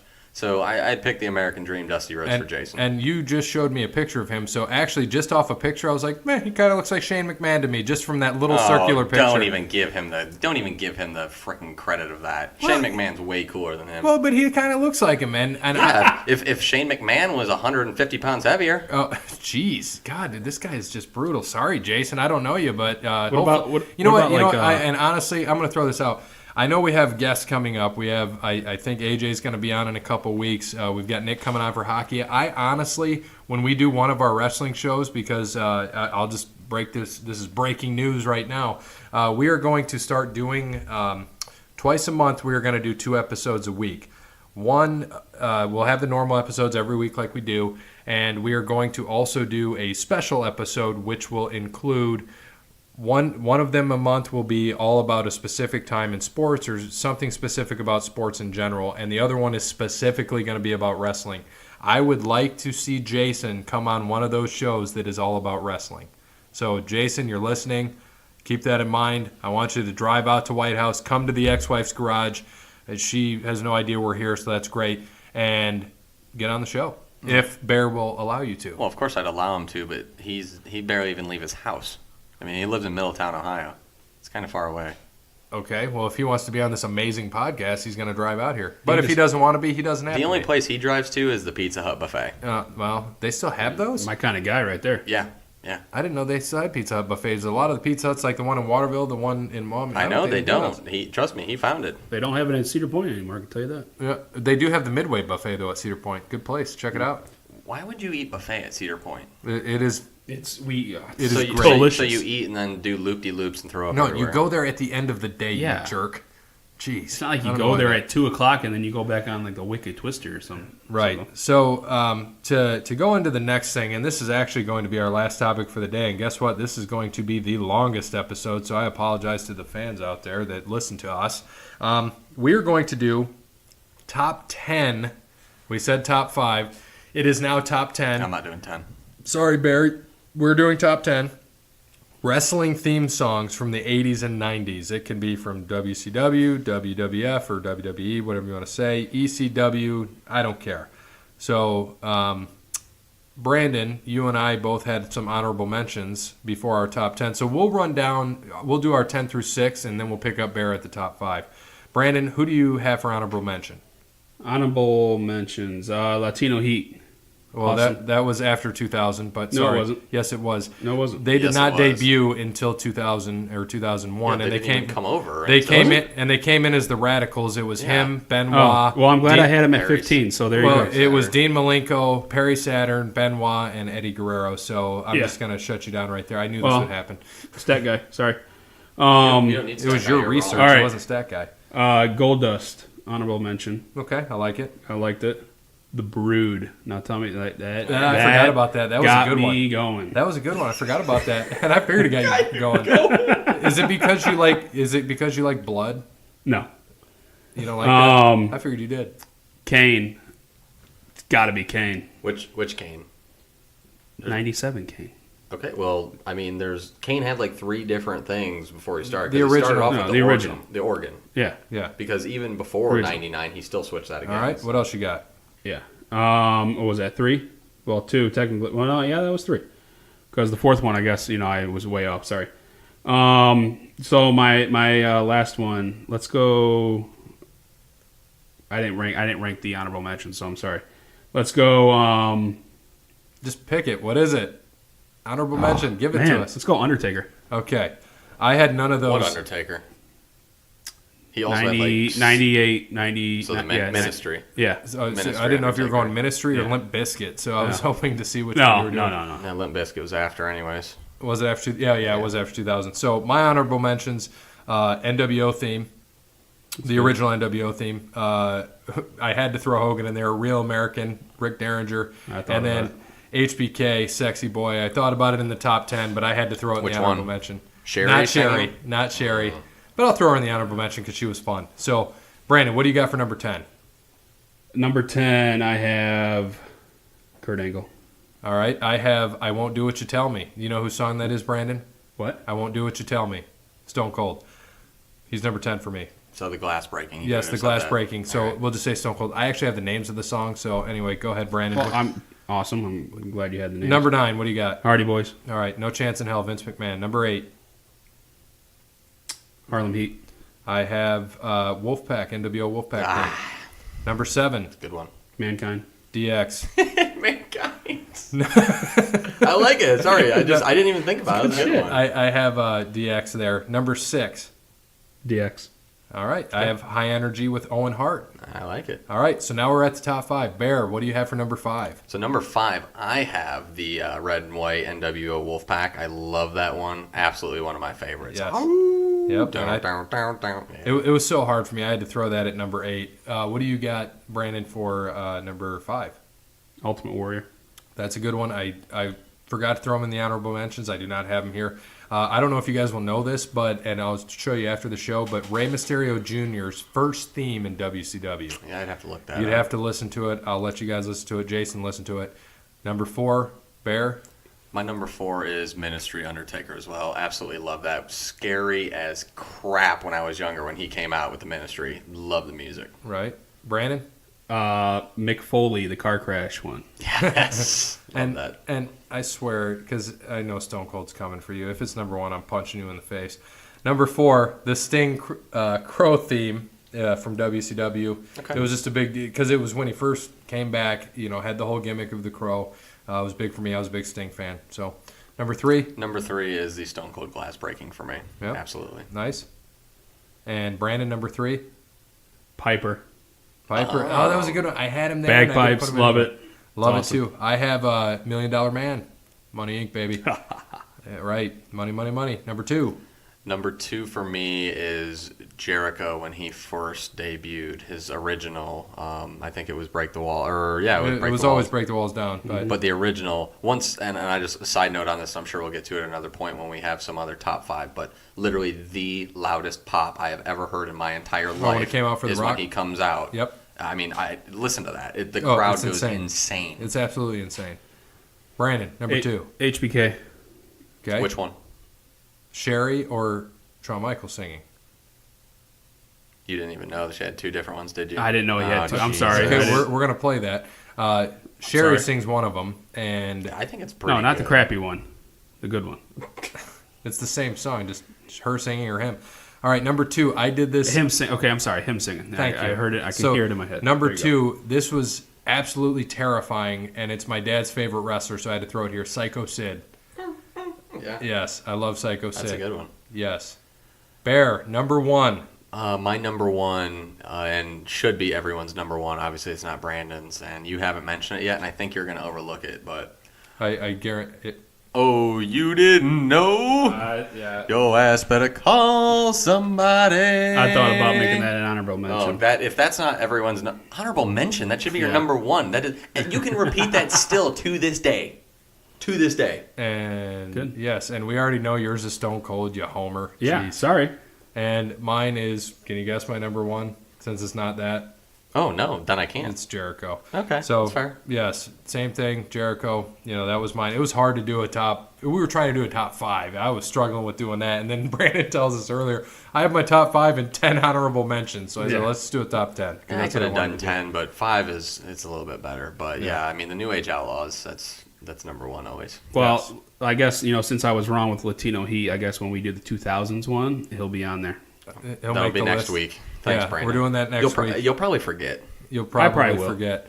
So that was good. I like it. It was quick, fast. You got it done. Anything else you guys want to mention about wrestling? Not really. I'm a little bit excited for SummerSlam this week, even though I don't watch anymore. I still get into the pay-per-views and do that. So I think what, as you said earlier, I think it should be a good card. I'm hoping there will be a lot more swerves. I'm a little bit. I don't think there will be because WrestleMania there was a whole bunch. So I think a lot of people are going to hold their titles on this one. But it should be interesting. Like you said, my draft's at 9. I'll be paying attention though for sure. Just a little bit more on the draft once that comes on. But Brandon, we know, is going to fall asleep at 10 o'clock and say, "Don't text me because I gotta go to bed." Yeah, I got to go to bed. Do you work Monday? Absolutely. But are you student teaching? That too. So yes, I will be going to bed. And so you're I'm going to sorry. be playing with boxes. So, again, good episode. I like it. I enjoyed it. We had fun with it. I had some good laughs here. I think I found the name of the episode, which you guys will discuss after this, and we'll put it up. Thanks again to our sponsors. We like to thank All Wear Clothing. Check them out at allwearclothing.com for all of your merchandise needs for Over the Line Sports Podcast. You can also check them out for your own stuff. Mention Over the Line Sports Podcast. They will give you a deal. Also, Crandall's Quality Lawn Care, the newest sponsor to the show. Thank you. Get in touch with Sean. Again, I'm going to plug your number, 419-704-5471, and also Crandall's Quality Lawn Care on Facebook. Give them a look up, and he will handle all your landscaping and lawn care needs. And lastly, of course, as we play this off, thank you again to Wes Anderson, Moments in Time. He's got some songs coming out here soon. We're hoping to get them, play them for everybody that listens to the show. That's the hope here. Next week we will be recording on Tuesday, so hopefully we will get the episode out to everybody on Wednesday. It will be episode 6. Look out for us on Spotify. We're going to try to put that up and make sure we can submit it since this is our 5th episode. Great for us. Stat guy, he did okay this week. He was better last week, but we didn't hit too much on him. We can't get his 100% every single week. So today we got about 56% from him, and I appreciate that. It's pretty good after a week and a day off. So good for him. Follow us on Twitter at OTL Sports Pod, on Facebook, Over the Line Sports Podcast. Please leave any notes, reviews, any questions you have, Justin. Keep them coming. Everyone on Podbean, on the app, right? I think is where they... Is it Bean Pod or Podbean? It is Podbean. Oh, Unless yeah. you're Brandon, then Yeah. it's Bean Pod. Yeah, they can leave a comment, and we will find it. We usually find it on. It comes through us on the phone. We can respond back to it. We had some questions. Jake on Podbean asked us to talk a little bit about more of action sports, motocross, supercross. None of us really have that kind of background into it and know enough, but we're happy to talk about it. I know it's ending. Motocross is ending. They have the Ironman in a couple weeks. AJ, if he is able to make it in a couple weeks, he is actually going to cover some motocross for us and kind of shine some light on that for us. We still, of course, enjoy wrestling. We want to stick to what we're good at, so that's what we hope to do. Yeah, and like you said, obviously, as you go from that, just any sort of feedback you have, any comments, let your friends know about us. Have them check us out, see if they like us, and they can hate on us, they can love us, whatever they want to do. We prefer any feedback. Couple things, couple late happy birthdays. Wes Anderson, his birthday was last week, I think. Happy birthday to you, sir. Thank you for your music. 12th. Yeah. Brandon, happy birthday to you last week. What are you, 54 now? Yes. And Oh, wait, no, sorry, it wasn't Brandon. It was Hulk Hogan I wanted to wish a happy birthday to, not Brandon. I was close. you were close. And since I'm shocked this narcissist hasn't mentioned it himself, and I didn't even give him the opportunity to, happy birthday to our very own Bear on August 18th. Oh yeah. He will turn all of 17. So welcome to the show. And I didn't even want that. I hate. You know, I hate when people know what my birthday is. I had to have. I'm sorry, buddy. I had to have your dad sign off so that you could be on this show. So thank you, Mr. Barrett. I mean, appreciate you. it's way past my bedtime. So Yeah. It's Oh. definitely past mine. So if he could figure out the app to listen to it, he'd probably say thanks. Yes, he probably would. So I'm kind of sad, as we're ending this show. I'm kind of sad. Did we even mention hot friend or wife? No, we didn't. We didn't mention hot friend, wife. I'm sorry, Kelly, the girlfriend, didn't mention her. Mentioned the ex-wife. Of course, she gets her Well, plug. yeah, I mean, she has to. We're in her garage. She's an idiot. I don't care. We don't need to talk to her. Unbelievable. Yeah, I know. I don't like giving her credit, but thanks for the garage again. You self. I can't even get into it. Thank you. Thank you. We don't thank need to you, be thank using you. bleeps. Yeah, thank you. But hot friend, sounds like she's still here. Is she going to make it to episode 6? Much to Jason's chagrin. I think she may. I guess we'll have to find out. Maybe they've been talking and are in cahoots, and she's going to end it so she can get whatever payoff, whether it's Pizza Hut buffet, whatever Jason pays. I guess we're gonna find out here So soon. it's going to end. Does that mean there's something to it? A title? Anything? Are you something? What? Yeah. Or is she just Is a hot there friend? more Bachelor or no more? Well, I mean, It ended. it ended. We Okay, watched the finale. Not going with one. Okay, never mind. You get right over your guys' head. I don't know this guy. So Anyways. anyway, hot friend. She's just still hot friend. Yeah, she's still a hot friend. She was hot wedding date this last weekend, which was, it was nice. We had a good time. A nice rooftop wedding. It was a blast. It was a beautiful day. Got to overlook the ballpark and a lot of free drinks. Everyone had a good time, so I was happy about that. But yeah, still I just just hot can't friend. believe you didn't have to go to your second job of being a plumber this weekend. It's just a terrible thing. You know what? I'm not. I'd like be Dusty Rhodes, the son of a plumber. Yeah, he is a son of a plumber. He might be. Brandon, you got anything you want to time? you want to give a shout out to your wife? Does she listen to the show yet? I think she listens to a little bit. I don't know if she. I don't know how many. I don't know how many episodes she's listened to, but I mean, I love her. I mean, we had a great vacation, but yeah. Were you a plumber for your vacation? Did you enjoy plumbing? No, I was not. Sorry to hear that, buddy. I'm looking forward to all the little Super Marios and Luigis to join us after our plumbing days. So thank you to everyone for listening to the episode. Again, we've got a lot of things going on the next couple weeks. Next week, we will give you a quick preview of what we've got going on for next week. We've got, of course, we're going to recap the Wyndham, and I think that they're at Ridgewood the following week. Yes, the playoffs will start that week, so we'll definitely do that. Northern Trust, I think it is. And then there will not be a NASCAR race, so we will Correct. just recap Bristol. That is why we threw in the Big 12, AFC, and NFC West that we're going to do. We're going to Unless you're Brandon, that's AFC East. Yes, right. Yeah. And then we're going to recap SummerSlam. We're going to do some top 5 or top 10 wrestling songs after 2000. We're looking forward to whatever the Jason debate will be, and even Justin on the Twitter. So we will see what we have there. And anyone else that puts anything on Twitter, Facebook, Podbean, we are excited to hear your feedback. And, we might even give an MLB update. We didn't talk about the MLB in this episode, but, maybe next time. So, again, thank you to All Wear Clothing, Crandall's Quality Lawn Care, Wes Anderson, these gentlemen with me. We love doing this every week. We love just talking about sports, bantering back and forth. We had some great laughs tonight. So we look forward to seeing you guys listen to our show, and hopefully you give us some feedback. Thanks, guys, and we hope you have a good morning, good afternoon, good evening, and good night. Peace. How do you guys not have Stone Cold number 1?